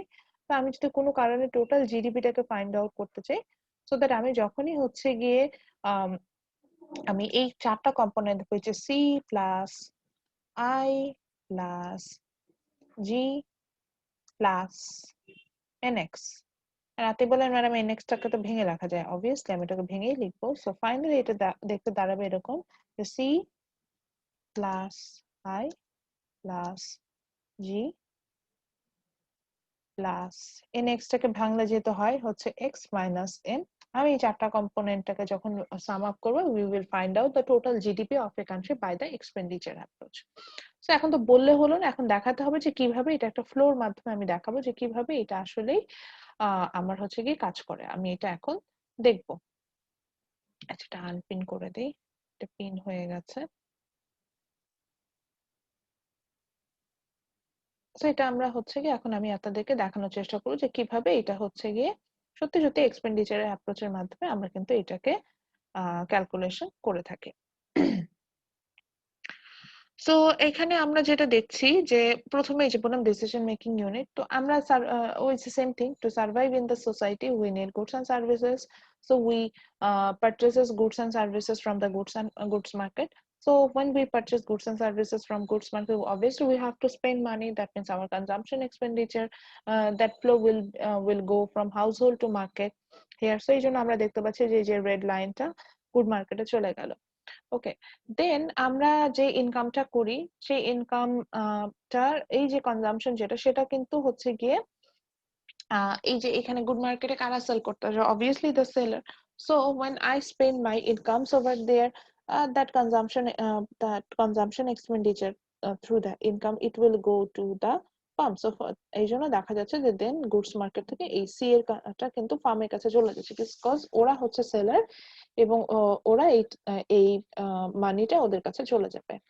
ওকে, দেন আমাদের আসলে হচ্ছে কি ইনভেস্টমেন্ট। অবভিয়াসলি ফার্ম যেটা হয় যে ওরা যে ইনকামটা অর্থাৎ কনজাম্পশন থেকে ওরা ইনকাম করে ফেললো, তো এখান থেকে হচ্ছে কি ওদের কিন্তু ইনভেস্টমেন্ট করা দরকার হয়। কাজ একটা ফার্ম যখন চলছে তখন তো বারবার র ম্যাটেরিয়ালস পারচেস করতে হয়, নিউ মেশিনারিজ ইকুইপমেন্ট পারচেস করতে হয়, ফার্মটাকে বড় করতে হয়। তো সেখানে কিন্তু রি ইনভেস্টমেন্টের বিষয় থাকে। সো এই কারণে দেখা যাচ্ছে যে এই ইনভেস্টমেন্ট এটার একটা ফ্লো কিন্তু গুডস মার্কেটের দিকে যাচ্ছে। এখন প্রশ্ন হচ্ছে গুডস মার্কেটে কেন যাচ্ছে? ওই যে আমি বললাম র ম্যাটেরিয়ালস পারচেস করব, তো সেটা তো আমি গুড মার্কেট থেকে নিয়ে আসবো, বা আমি হচ্ছে গিয়ে নিউ কোনো মেশিনারিজ ইকুইপমেন্ট, ওই মেশিনটা কিন্তু ইটসেলফ এ ফিনিশ প্রোডাক্ট। সো ওই যে লাস্ট ক্লাসে যে ইন্টারমিডিয়েট ফিনিশ প্রোডাক্ট এটা নিয়ে আমাদের কথা ছিল, সো ওইটা তো মেশিনটাই তো ইটসেলফ এ ফিনিশ প্রোডাক্ট, তাহলে তো আমি আবার গুড মার্কেট যাবো ফিনিশ প্রোডাক্ট পারচেস করতে। তো এই কারণে এই ইনভেস্টমেন্টটা এটা হচ্ছে গিয়ে একটা ফ্লো আমরা দেখতে পাচ্ছি হচ্ছে কি গুড মার্কেটের দিকে গেছে ফ্রম দ্য ফার্ম। আবার যেটা হচ্ছে যে গুড মার্কেট থেকে আরেকটা ইনভেস্টমেন্ট এটা আবার কেন ঘুরে ফার্মের কাছে আসে, বিকজ ওই যে আমি ধরেন আমি কার প্রডিউসার, সো আমি কারের জন্য ফিনিশ প্রোডাক্ট হিসেবে ধরেন কারের বডি, তারপরে টায়ার, আদার্স কিনে নিয়ে আসছি গুড মার্কেটে, তো ওটা কি আরেকটা ফার্মের সেলিং প্রোডাক্ট না, সেল করছে না? তাহলে সেটা কি হবে? সো ওই আমার ইনভেস্টমেন্ট আমি একটা ফার্ম থেকে ইনভেস্টমেন্ট করে গুড মার্কেটে নিচ্ছি, কিন্তু ওই টাকাটা কিন্তু আবার আরেকটা ফার্মের কাছে চলে যাচ্ছে। So that's why there is another investment row, red line, which comes from the good market to farm. Okay, then government expenditure, obviously to survive in modern economy, government have to spend something. Government have to spend it through the salary purposes, purchasing raw materials, maintenance the defense, maintenance the administrative body. So for all purposes, government need to purchase some goods and services. So that's why the government expenditure indicator, which is G, it comes from the government portion and it goes to the good market. Then this G will go to the farm. Why? Because এই যে একইভাবে in good market the farm is the seller and government is the buyer. So যে sell করছে সেই তো টাকাটা তার কাছে চলে যাবে, মানে এক্সপেন্ডিচারটা তার কাছে চলে গেল। ওকে, না এখন আমার তারপরে আমি এই মার্কেটটা দিয়ে আমার হচ্ছে না, হাউস হোল্ডেরও হচ্ছে না, গভর্নমেন্টেরও হচ্ছে না, ফার্মেরও হচ্ছে না, তখন আমরা কি করবো? We will go to the rest of the world. যেমন আমাদের দেশে এখন পেঁয়াজের ঘাটতি, আমরা ইন্ডিয়া থেকে পেঁয়াজ পারচেস করে নিয়ে আসি, আলুর ঘাটতি হলে আলু পারচেস করে নিয়ে আসি, বিষয়গুলো অনেকটা এরকম দাঁড়াবে। সো যখনই হচ্ছে কি আমার পারচেজ আমি করতে পারবো না, I will go to the rest of the world. Rest of the ওয়ার্ল্ডে আমি যখন চলে যাব তখন যেটা হবে যে নেট এক্সপোর্ট হবে, আইদার এক্সপোর্ট করব অথবা ইম্পোর্ট করব। হ্যাঁ, আমি এক্সপোর্টও করতে পারি, আমার এক্সেস প্রোডাক্টও থাকতে পারে, যাই করি না কেন সেটা তো গুড মার্কেট থেকে আসবে, ফ্যাক্টরি মার্কেট থেকে তো আসবে না। সরি। তো আমার যেটা হবে যে আমি যে এক্সেস আমার যে প্রোডাক্ট ছিল, বা আমার যদি কোনো এক্সেস প্রোডাক্ট লাগে সেটা আমি রেস্ট অফ দ্য ওয়ার্ল্ড থেকে আসবে, and as a form of net export এটাও কিন্তু গুড মার্কেটে আসবে। এখন গুড মার্কেটে আসার পরে আমি রেস্ট অফ দ্য ওয়ার্ল্ড থেকে যে আর্নটা করলাম এটা কি হাউস হোল্ডের কাছে যাবে? অবভিয়াসলি না, কারণ আমি তো এখানে সেলার না। গভর্নমেন্টের কাছে যাবে? তার কাছেও না, কারণ গভর্নমেন্টও এখানে সেলার না, তারা সেলার কে? ফার্ম। সো এই রেস্ট অফ দ্য ওয়ার্ল্ড থেকেও যে আর্নিংটা হবে সেটাও কিন্তু ফার্মের কাছে চলে যাবে। সো এই একইভাবে রেস্ট অফ দ্য ওয়ার্ল্ড থেকে এক্স মাইনাস এম, এটা কিন্তু through the red dotted line আমরা এটা দেখলাম ফার্মের কাছে চলে গেল। তাহলে দেখেন তো এই যে আমরা রেড লাইন গুলোকে যে টাকা বললাম এটুকু কি আমাদের টোটাল এক্সপেন্ডিচার না? এর বাইরে কি কোনো এক্সপেন্ডিচার আছে আমাদের? একটু হিসেব করে দেখেন তো। নাই কিন্তু। এবং এই এক্সপেন্ডিচার গুলোকে যদি আমি সাম আপ করি, কথা বলবেন, হ্যাঁ, আমার ক্লাসে কথা বলে কোনো সমস্যা না। সো এই এক্সপেন্ডিচার গুলোকে যদি সাম আপ করি, দেখেন তো এর বাইরে কিন্তু কোনো এক্সপেন্ডিচার আমরা খুঁজে পাচ্ছি না। সো এই এক্সপেন্ডিচার গুলোকে যদি সাম আপ করি তাহলে একটা কান্ট্রির টোটাল এক্সপেন্ডিচার খুঁজে বের করা সম্ভব না। আর একটা কান্ট্রির টোটাল এক্সপেন্ডিচার যদি আমি বের করতে পারি, হুইচ মিনস এইটুকুই তো আমার কেনার অ্যাবিলিটি আছে, মানে এইটুকুই ইনকামই তো আমার পকেটে ছিল, এর বাইরে তো ছিল না। তাহলে এখান থেকে কি আমি আমার টোটাল জিডিপিটা ক্যালকুলেশন করতে পারি না? দ্যাটস ওয়াই আমরা সাধারণত এক্সপেন্ডিচার অ্যাপ্রোচ থেকে টোটাল জিডিপিটাই ক্যালকুলেশন করে থাকি। Now there is another point. Madam এই লেফট সাইডের ব্লু লাইনটাকে, লেফট সাইডের ব্লু লাইনটা আপনাকে আসলে ইনকাম অ্যাপ্রোচটাকে দেখাচ্ছে, which is এই যে হাউস হোল্ড, এই যে ফার্ম এত ইনকাম করলো, এই ফার্ম তো ইনকাম নিয়ে বসে থাকতে পারবে না। ফার্মে কি সমস্যা হবে? ফার্ম কিন্তু এটা ওই যে বললাম ফ্যাক্টর পারচেস করতে পারে, ল্যান্ড লেবার ক্যাপিটাল, ওই কারণে ফ্যাক্টর মার্কেটে যেতে পারে। And in factor market household is the buyer, so seller, sorry. তো হাউস হোল্ড কিন্তু এই টাকাটা, এই যে Y means here income, so এই টাকাটা কিন্তু এই ফ্যাক্টর মার্কেট থ্রুতে আবার হাউস হোল্ডের কাছে চলে যাবে। দেন আবার হাউস হোল্ড কি করবে? কনজাম্পশন হিসেবে স্পেন্ড করবে, সেই টাকাটাই আবার ফার্মের কাছে যাবে, ফার্ম আইদার রিইনভেস্ট করবে অথবা ফ্যাক্টর পারচেজ করবে, গভর্নমেন্ট থেকে আসবে, এইভাবে। সো এই যে আমি যে এক্সপেন্ডিচার অ্যাপ্রোচে যে টোটাল যে এক্সপেন্ডিচার দেখতে পাচ্ছিলাম, সেই টোটাল এক্সপেন্ডিচারটাই কিন্তু আসলে আবার ইনকাম আকারে ফার্মের কাছে চলে আসে, এবং এই ফার্মটা আবার থ্রু ফ্যাক্টরস মার্কেট হাউস হোল্ডের কাছে যায়, আবার হাউস হোল্ড সেটাকে পারচেস করে গুডস মার্কেটের থ্রুতে ফার্মের কাছে, এইভাবে এটা একটা সার্কুলার ফ্লোর মতো করে থাকে। এই কারণে যখন আমি এই যে ফর্মুলাটা লিখেছিলাম, দেখেন এখানে আমি ওয়াই ইকুয়াল টু লিখেছিলাম, because hair Y means income. So এই জন্য যখন আমি এক্সপেন্ডিচার অ্যাপ্রোচেই যাই আর ইনকাম অ্যাপ্রোচেই যাই, actually GDP is equal to either expenditure approach or income, total expenditure or total income. So এই জন্য আমি এই Y equal to C plus I plus T plus NX এইভাবে লিখেছি। আচ্ছা, এখন আমি কোশ্চেন নিব। সাইফ ফার্স্টে হ্যান্ড রেজ করেছেন, বলেন। না, আমরা তো জানি কোনো একটা জায়গায় হচ্ছে কোনো আমরা যখন কোনো কিছু এক্সপেন্ড করি যা হুম বলা যায়, বা হচ্ছে দেখা যাচ্ছে যে এখানে গভর্নমেন্ট হচ্ছে একটা ইনভেস্ট করতেছে ধরতে গেলে গুড মার্কেটসে, হ্যাঁ, এক্ষেত্রে গভর্নমেন্টের যে ইনকামটা আছে সেটার কি কোনো ফ্লো চার্টের নাই, বা এটা কি দেখানো যায় না? আমি একটা কোশ্চেনটা না বুঝতে পারছি না সাইফ, মানে গভর্নমেন্ট এক্সপেন্ডিচারের উপরে কি আমার কোনো কিছু ডিপেন্ড করছে কিনা এরকম প্রশ্নটা করছেন? আমার ইনভেস্টমেন্ট ডিসিশন?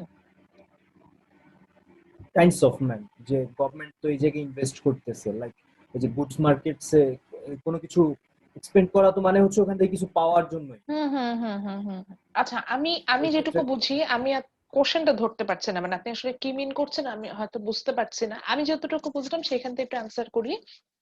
আহ এখানে যেটা হয় যে গভর্নমেন্ট, অবভিয়াসলি গভর্নমেন্ট তো প্রথম অবশ্যই গভর্নমেন্টের স্বার্থ থাকবে। গভর্নমেন্ট প্রথমেই চিন্তা করবে যে আমাকে কোনো একটা ভাবে নতুন ভাবে ইলেক্টেড হতে হবে। তো নতুন ভাবে যদি আপনি ইলেক্টেড হতে চান, আপনি যদি পচা গভর্নমেন্ট হন, আপনি আপনার জনগণের জন্য কোনোভাবেই কোনো কাজ করেন না, তাহলে কি জনগণ তার আপনাকে ভোট দিবে না।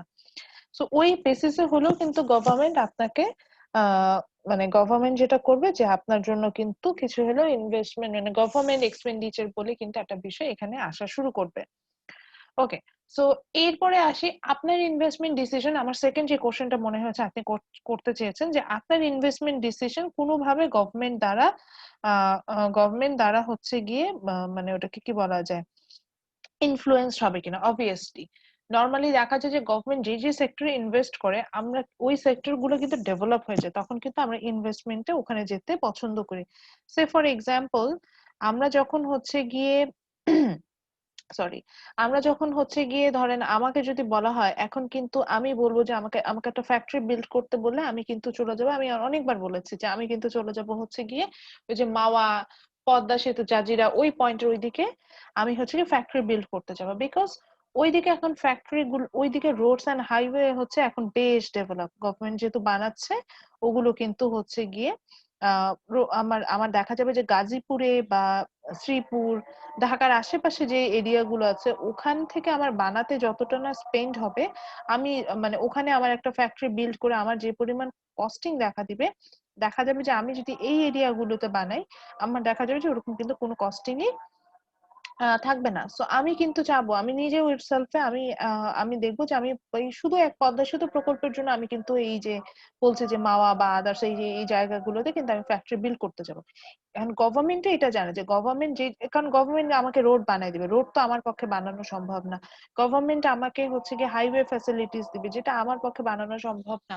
গভর্নমেন্ট হচ্ছে গিয়ে এরিয়ার যে ইনফ্রাস্ট্রাকচার ডেভেলপমেন্ট, আমি ওভারঅল ডেভেলপমেন্ট, যে আমি একটা জায়গায় যে B6 শিল্প আমরা কেন ইপিজেড বা শিল্প নগরী গুলোতে ফ্যাক্টরি বিল্ড আপ করি, কারণ গভর্নমেন্ট ওটা আমাদের জন্য বিল্ড করে দেয়।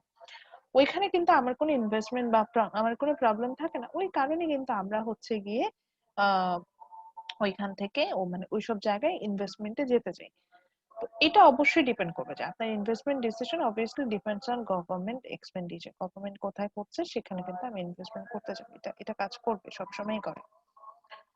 আচ্ছা, এরপরে আসি যে আমি যেটা বললাম এখান থেকে প্রশ্নটা কিভাবে করে, আমি তো বলেছি যে রিভিউ কোশ্চেন দেওয়া থাকে।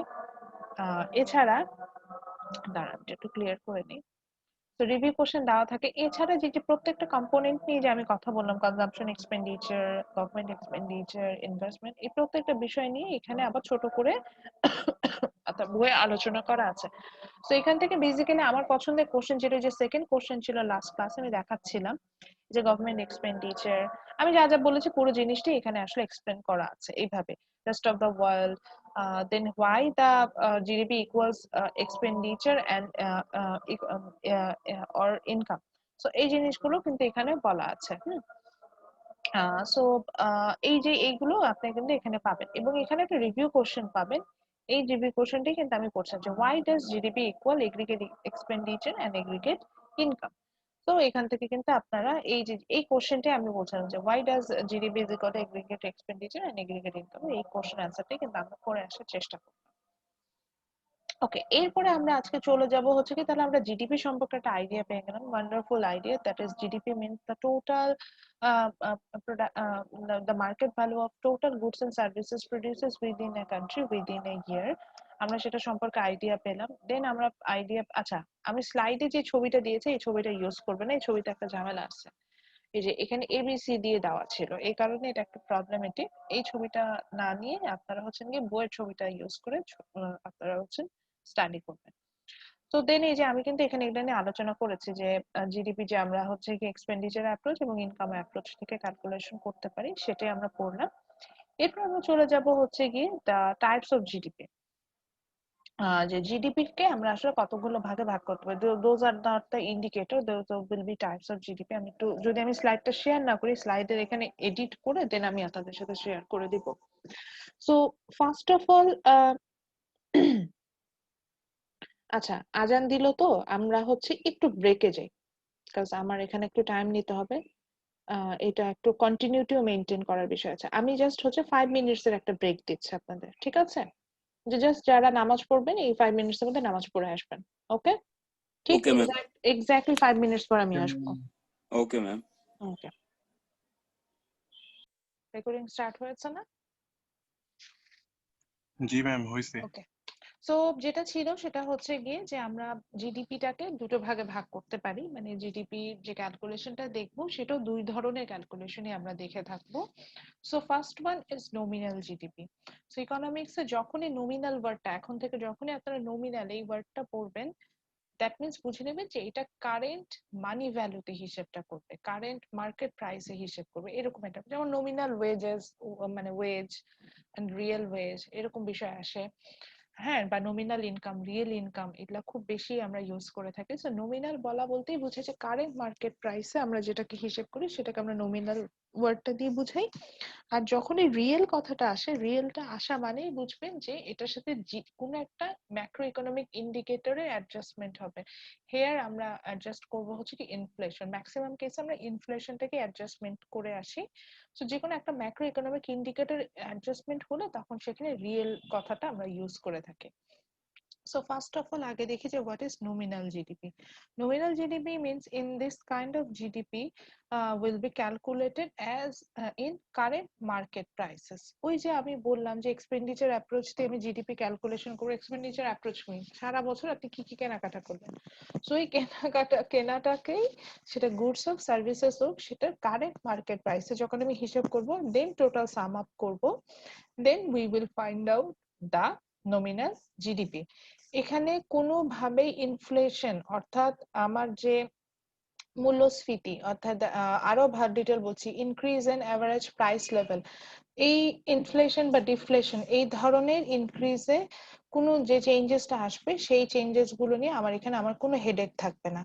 কিন্তু বিষয়টা হচ্ছে গিয়ে যে মার্কেট প্রাইস যেটা পাবো অবভিয়াসলি সেটা ইনফ্লেশন ডিফ্লেশনের কারণে চেঞ্জেস হয়ে মার্কেট প্রাইসটা সেটা থাকবে, কিন্তু সেই মার্কেট প্রাইসে আমি জাস্ট কিনবো, অর্থাৎ এখানে কোনো মানে সেখানে জিডিপি ক্যালকুলেশন করব। অর্থাৎ নমিনাল জিডিপি ক্যালকুলেশনের সময় গত বছর কি হলো আগের বছর কি হলো কম্প্যারিজনে আমি যাব না, এবং মার্কেট প্রাইস যা এখন মার্কেটে আছে সেই ওয়াইজ আমি জিডিপি ক্যালকুলেশনের সময়, নমিনাল জিডিপি ক্যালকুলেশনের সময় আমি চলে আসবো। সো আরো বোঝাচ্ছি, অর্থাৎ মার্কেট প্রাইস যেটা যা পাই সেটা কিন্তু ইনফ্লেশন অ্যাডজাস্টমেন্ট থাকে, মানে মার্কেট প্রাইসটা ইনফ্লেশন বা ডিফ্লেশনের জন্য কমে বাড়ে এরকম একটা বিষয় হয়। তো ওইটাই, অর্থাৎ আমি একটা স্পেসিফিক টাইম ধরবো এবং এই স্পেসিফিক টাইমে আমার যে মার্কেট প্রাইস থাকবে সেই মার্কেট প্রাইসে আমি আমার যত এক্সপেন্ডিচার ছিল অর্থাৎ সে বা ইনকামও হতে পারে, সেখানে আমি যা প্রোডাক্ট গুডস এন্ড সার্ভিসেস আমি পারচেস করলাম বা প্রডিউস করলাম সেটার টোটাল ভ্যালুটা আমি নমিনাল জিডিপিতে ক্যালকুলেশন করে আসবো। That means nominal GDP is calculated in current market price. Okay, then the second type of GDP, আচ্ছা যেহেতু nominal GDP বুঝে গেলাম এখানে কিন্তু একটু লিখতে হবে। সো আজকে title then types of GDP দিয়ে হচ্ছে প্রথমে নমিনাল জিডিপিটা লেখেন এবং নমিনাল জিডিপি নিচে লিখে রাখেন যে nominal GDP means this kind of GDP will B calculated as in current market price, এটুকু লিখে রাখেন না পরবর্তীতে ভুলে যাবেন। সো এই জিডিপি গুলো আমরা কারেন্ট মার্কেট প্রাইসে ক্যালকুলেট করব, এটাই হচ্ছে বিষয়। এরপরে চলে আসে, ওটা নিচে একটু জায়গা রাখবেন যাতে হচ্ছে কি আমি এটা ফর্মুলাটা লেখার জন্য আপনার কাছে স্পেস থাকে, কারণ আমরা ম্যাথসে যাব। এরপরে চলে যাব হচ্ছে কি রিয়েল জিডিপি। সো আমি যেটা বলছেন যে when we use the term real in economics, which means there will be some adjustment of macroeconomic indicator. So here when we calculate the real GDP, we will adjust the inflation rate. Yeah.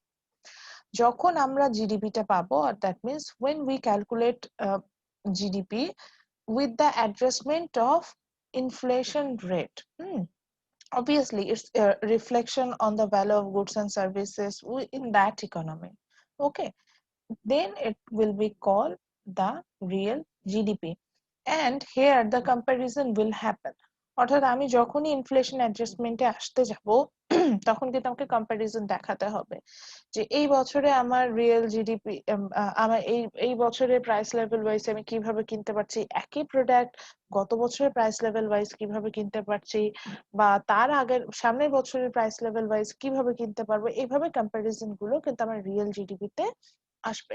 So basically in nominal GDP we can find out the original scenario of that economy, কি হচ্ছে আমার purchasing পাওয়ারটা, specially আমি কতটুকু কেনার ক্ষমতা রাখি এটা জানাটা খুব দরকারি। এটা আমরা হচ্ছে গিয়ে জানতে পারি না, but in real GDP we can find out the real scenario. That means what happening in that economy easily we can find out, because in from real GDP we can find out your purchasing power priority. Purchasing power priority means the thing you can purchase with your earning. Okay, so the amount of goods and services you can purchase with your earnings, so you can find out it using the real GDP. So in maximum cases when we want to find out the real scenario of an economy, we always use the real GDP term. So now let's focus on how to calculate nominal GDP. It's very easy to calculate the nominal GDP. that is you have to multiply the price and quantity of a specific good and then sum up all over the thing, then you will find out the nominal GDP. So for example, here is an economy where it produces two products. One is rice, another one is wheat. চাল আর গম তৈরি করে। So এই চাল গমের এই ইকোনমিতে যদি আমি নমিনাল জিডিপি ক্যালকুলেশন করতে চাইতাম, বা ধরেন এখানে আরেকটা এক্সাম্পল দিয়েছে যে আচ্ছা এই প্রোডাক্টে যাওয়া দরকার নেই, সো চাল আর গম এই যে তৈরি করছে এই ইকোনমিতে যদি যেতে চাইতাম, তাহলে দেখা যেত যে এই চালের দামটাকে যদি আমি চাল যতটুকু তৈরি হচ্ছে এক বছরে বা যতটুকু কনজিউম করছি বা যতটুকু কিনছি এই একই জিনিস, যে কোনো একটা কোয়ান্টিটি, যে কোনো একটা বেসিস আমরা যেটা আসলাম, সো ওটাকে দিয়ে যদি পুরো প্রাইসটাকে আমি মাল্টিপ্লাই করতাম তাহলে আমরা কিন্তু, এবং একই সাথে গমের যে দামটা আছে সেটার সাথে যতটুকু গম তৈরি হচ্ছে এটাকে যদি মাল্টিপ্লাই করি, দেন দুটোকে সাম আপ করলে আমরা হচ্ছে গিয়ে আমি এই ইকোনমির রিয়েল জিডিপি পেয়ে যাব। সো মেইনলি এইখানে আমরা ফর্মুলাটা এইভাবে লিখি। আমরা যদি ধরেন নমিনাল জিডিপির জন্য নমিনাল জিডিপি শর্ট ফর্মে আমরা এনজিডিপি লিখি। সো আমরা যদি নমিনাল জিডিপি ক্যালকুলেশন করতে চাই, সাপোজ দেয়ার আর 3 প্রোডাক্টস, আমি 3টা প্রোডাক্ট ধরে নিলাম, 3 না n টাইপস অফ প্রোডাক্ট আছে। সো আমি যদি প্রথম প্রোডাক্টের জন্য তাহলে প্রথম প্রোডাক্টটাকে যদি P1 ধরে নিই, যেহেতু এখানে লোয়ার ক্যাপসে লেখার উপায় নেই এই জন্য আমি P1 লিখলাম, বাট এটা পিটা যে এখানে যেমন রাইসটা যেভাবে লেখা হয়েছে পি রাইস এইভাবে ছোট ওয়ানটা ছোট হাতের হবে। P1 ইন্টু এটার যদি কোয়ান্টিটি হয় Q1 এটা হবে। দেন আমার সেকেন্ড প্রোডাক্টটা যদি হয় প্রাইস হয় P2, এটার সাথে ওটার যদি কোয়ান্টিটি হয় Q2, এটাকে মাল্টিপ্লাই হবে। ঠিক একইভাবে আমার যদি থার্ড প্রোডাক্টটা হয় হচ্ছে গিয়ে আপনার সেটা প্রাইস যদি হয় P3, এটার সাথে আমি মাল্টিপ্লাই করব হচ্ছে ওটার কোয়ান্টিটি which is Q3, দেন এভাবে আমরা অসংখ্য পর্যন্ত যেতে পারবো এবং n টাইপস অফ প্রোডাক্ট পর্যন্ত যেতে পারবো। সো ফাইনালি এটা দেখতে অনেকটা এরকম হবে যে Pn, এই nটা ছোট হাতের অবভিয়াসলি, দেন Qn।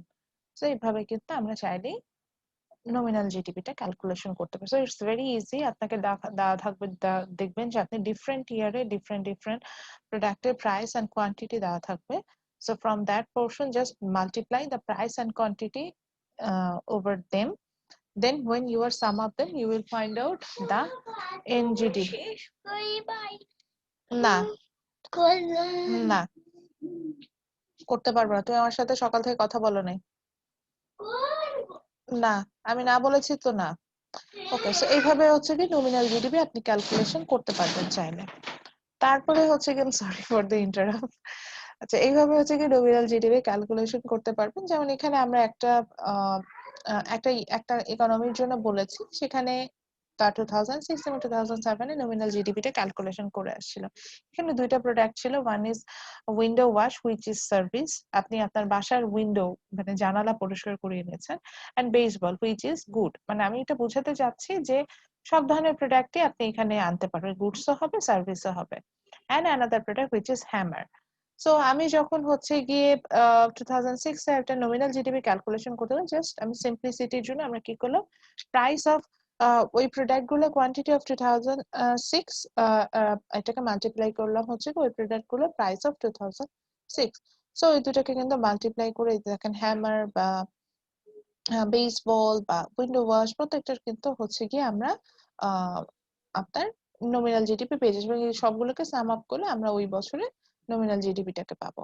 আচ্ছা, এখানে একটা প্রশ্ন হচ্ছে গিয়ে যে 6000 এটা কি 6150, এটাই হচ্ছে গিয়ে আমার ওই বছরের টোটাল নমিনাল জিডিপি, যে উইন্ডো ওয়াশ এন্ড বেসবল এগুলোর প্রাইস এন্ড কোয়ান্টিটিকে মাল্টিপ্লাই করে পেয়েছি। ঠিক একইভাবে 2007 এ যখন আমি বেসবল এন্ড উইন্ডো ওয়াশ এগুলোর আবার হচ্ছে গিয়ে আমি নমিনাল জিডিপি ক্যালকুলেশনে গেলাম, তখন আমি দেখতে পেলাম যে এটা কিন্তু একটু বেড়েছে, যে 7400 হয়েছে। একইভাবে 2018 এ যখন যাচ্ছি তখন কিন্তু এটা আরো একটু বেড়েছে, which is ওটা কিন্তু আরেকটু বেড়েছে, যেটা আমরা দেখতে পাচ্ছি যে আমরা সেটা হচ্ছে 8395 এরকম হয়েছে। সো এই যে প্রত্যেকটা, যে উইন্ডো ওয়াশের আগে যে উইন্ডো ওয়াশের কোয়ান্টিটি ছিল হচ্ছে গিয়ে আপনার 100, প্রাইস ছিল 65, বা বেসবলের কোয়ান্টিটি ছিল 120, প্রাইস হচ্ছে গিয়ে আপনার $2.25। হেমার এর প্রাইস ছিল কোয়ান্টিটি ছিল 65, প্রাইস হচ্ছে $25। এইভাবে করে সবগুলোকে মাল্টিপ্লাই করেছে এবং অ্যাড করে কিন্তু আমরা নমিনাল জিডিপি পেয়েছি। তো এখন বলবেন যে ম্যাডাম এই প্রাইস এন্ড কোয়ান্টিটিটা কিভাবে পেলাম? এটা আপনাকে দিয়ে দিব আমি, মানে দেওয়া থাকবে যখন ম্যাথস আমি করতে দিব। এবার আসি রিয়েল জিডিপি ক্যালকুলেশনে কিভাবে যাব। আমি কি এতটুকু বোঝাতে পেরেছি যে নমিনাল জিডিপি কিভাবে ক্যালকুলেশন করছি?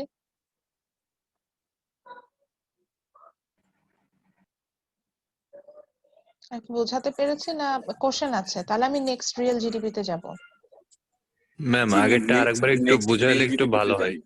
আচ্ছা, তাহলে আমি এটার জন্য একটু আরেকটা শেয়ারে যাচ্ছি। আমার একটা ওয়ার্ড ফাইলও আছে যেখান থেকে আসলে আমি তাদের ম্যাথই করতে দিব। তো ওখানে একটু দেখিয়ে দিই যে ওখানে হচ্ছে কি এটা আসলে দেখতে কেমন হবে। এরকম একটা ওয়ার্ড ফাইল দিব আমি, মানে মানে এরকম একটা টেবিলের ফর্মে সাধারণত আমি ম্যাথসটা দেই সবসময় জিডিপি থেকে। ওই যে কস্ট অফ প্রোডাকশন আমরা যেভাবে করেছিলাম অনেকটা এরকমই। এটা কালার করেছি যে বোঝানোর জন্য, তখন এটা কালার করি মাঝে মধ্যে। তো এই যে যেমন দেখেন 3টা বছর বলছে 2016, 17 and 18, এরকম 3টা বছর আমি দিয়েছি এবং যেখানে আমরা বলেছি যে নমিনাল জিডিপি, রিয়েল জিডিপি, এতে বলে ম্যাডাম জিডিপি ডিফলেটর এটা শিখাবো। জিডিপি ডিফলেটর এবং রিয়েল জিডিপি গ্রোথ রেট, এই 4টা বিষয় আমরা এখান থেকে কিন্তু ফাইন্ড আউট করা শিখবো। তো আমরা জাস্ট নমিনাল জিডিপি ক্যালকুলেশনে আছে এখন পর্যন্ত।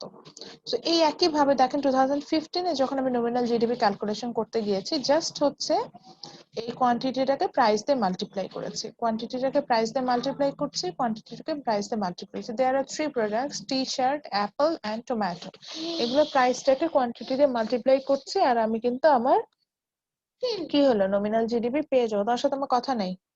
সো আমি কি করেছি দেখেন, যেমন 2015 এ যখন নমিনাল জিডিপি বের করেছি, আমরা কি করলাম যে 2015 এ টি-শার্টের কোয়ান্টিটি ছিল 30, 30 এর সাথে প্রাইস কি ছিল $3, এটাকে মাল্টিপ্লাই করলাম, প্লাস অ্যাপেলের কোয়ান্টিটি ছিল 20, 20 এর সাথে এটা প্রাইস ছিল $2.5, সেটাকে মাল্টিপ্লাই করলাম, প্লাস টমেটোর কোয়ান্টিটি ছিল 40 কেজি, সেটার সাথে এটার প্রাইস ছিল $120, সরি $1.2। কোথায় যাও, $1.2, 3টাকে মাল্টিপ্লাই করলাম, করে 3টাকে অ্যাডজাস্ট করলাম অর্থাৎ প্লাস করলাম, করে আমি পেলাম হচ্ছে $188 for 2015.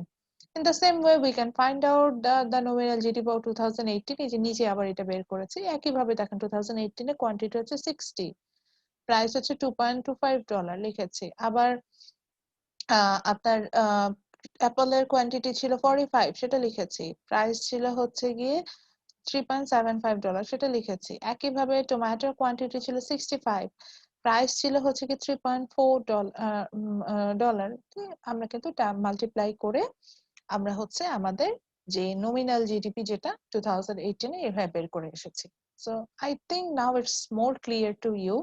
আর একটু যাই তাহলে হচ্ছে আরো ক্লিয়ার হবে।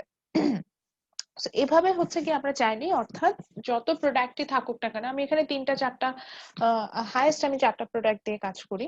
আচ্ছা তৌসিফ বলেন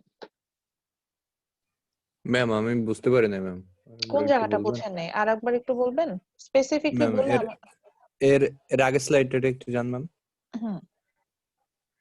জি ম্যাম, এখান থেকে ম্যাম জি আচ্ছা রিয়েল। এখানেও একই ভাবে আমি 3টা প্রোডাক্ট নিয়ে কাজ করছিলাম, window wash, baseball and hammer.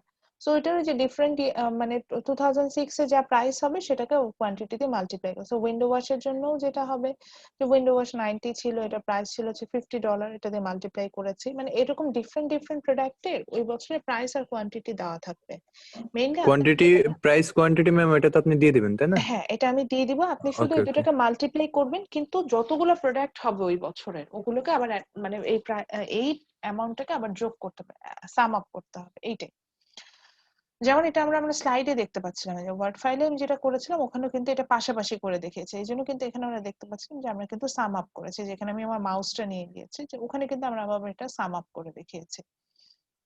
ওকে, এরপরে চলে যাই হচ্ছে কি how to calculate the real GDP. আমাদের এখন রিয়েল জিডিপি ক্যালকুলেশনটা দেখা উচিত। সো রিয়েল জিডিপি ক্যালকুলেশনের জন্য আমরা যেটা করি সেটা হচ্ছে গিয়ে আমার এখানে বেজ ইয়ার বলে একটা বিষয় আছে, এটাকে আমার মাথায় নিয়ে আসতে হবে। আগে বেজ ইয়ারটা বুঝতে হবে, তারপরে আমরা রিয়েল জিডিপি ক্যালকুলেশনে যেতে পারবো।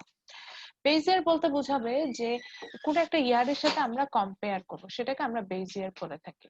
তো নরমালি বেজ ইয়ারটা হয় হচ্ছে গিয়ে আমার যদি অনেকগুলো বছর দেওয়া থাকে এর মধ্যে the oldest one that will be the base year. For example আমি যে ব্যাচটা ওখানে করে রেখেছি ওখানে আমার বেজ ইয়ার দেওয়া হচ্ছে গিয়ে 2015, বিকজ ওখানে যে 4টা বছর আছে 15, 16, 17, 18, ওটার মধ্যে সবচেয়ে ওল্ডেস্ট ওয়ান হচ্ছে 2015। সো যেটা সবচেয়ে পুরনো হবে সেটাকে আমরা হচ্ছে কি বেজ ইয়ার ধরে নেব।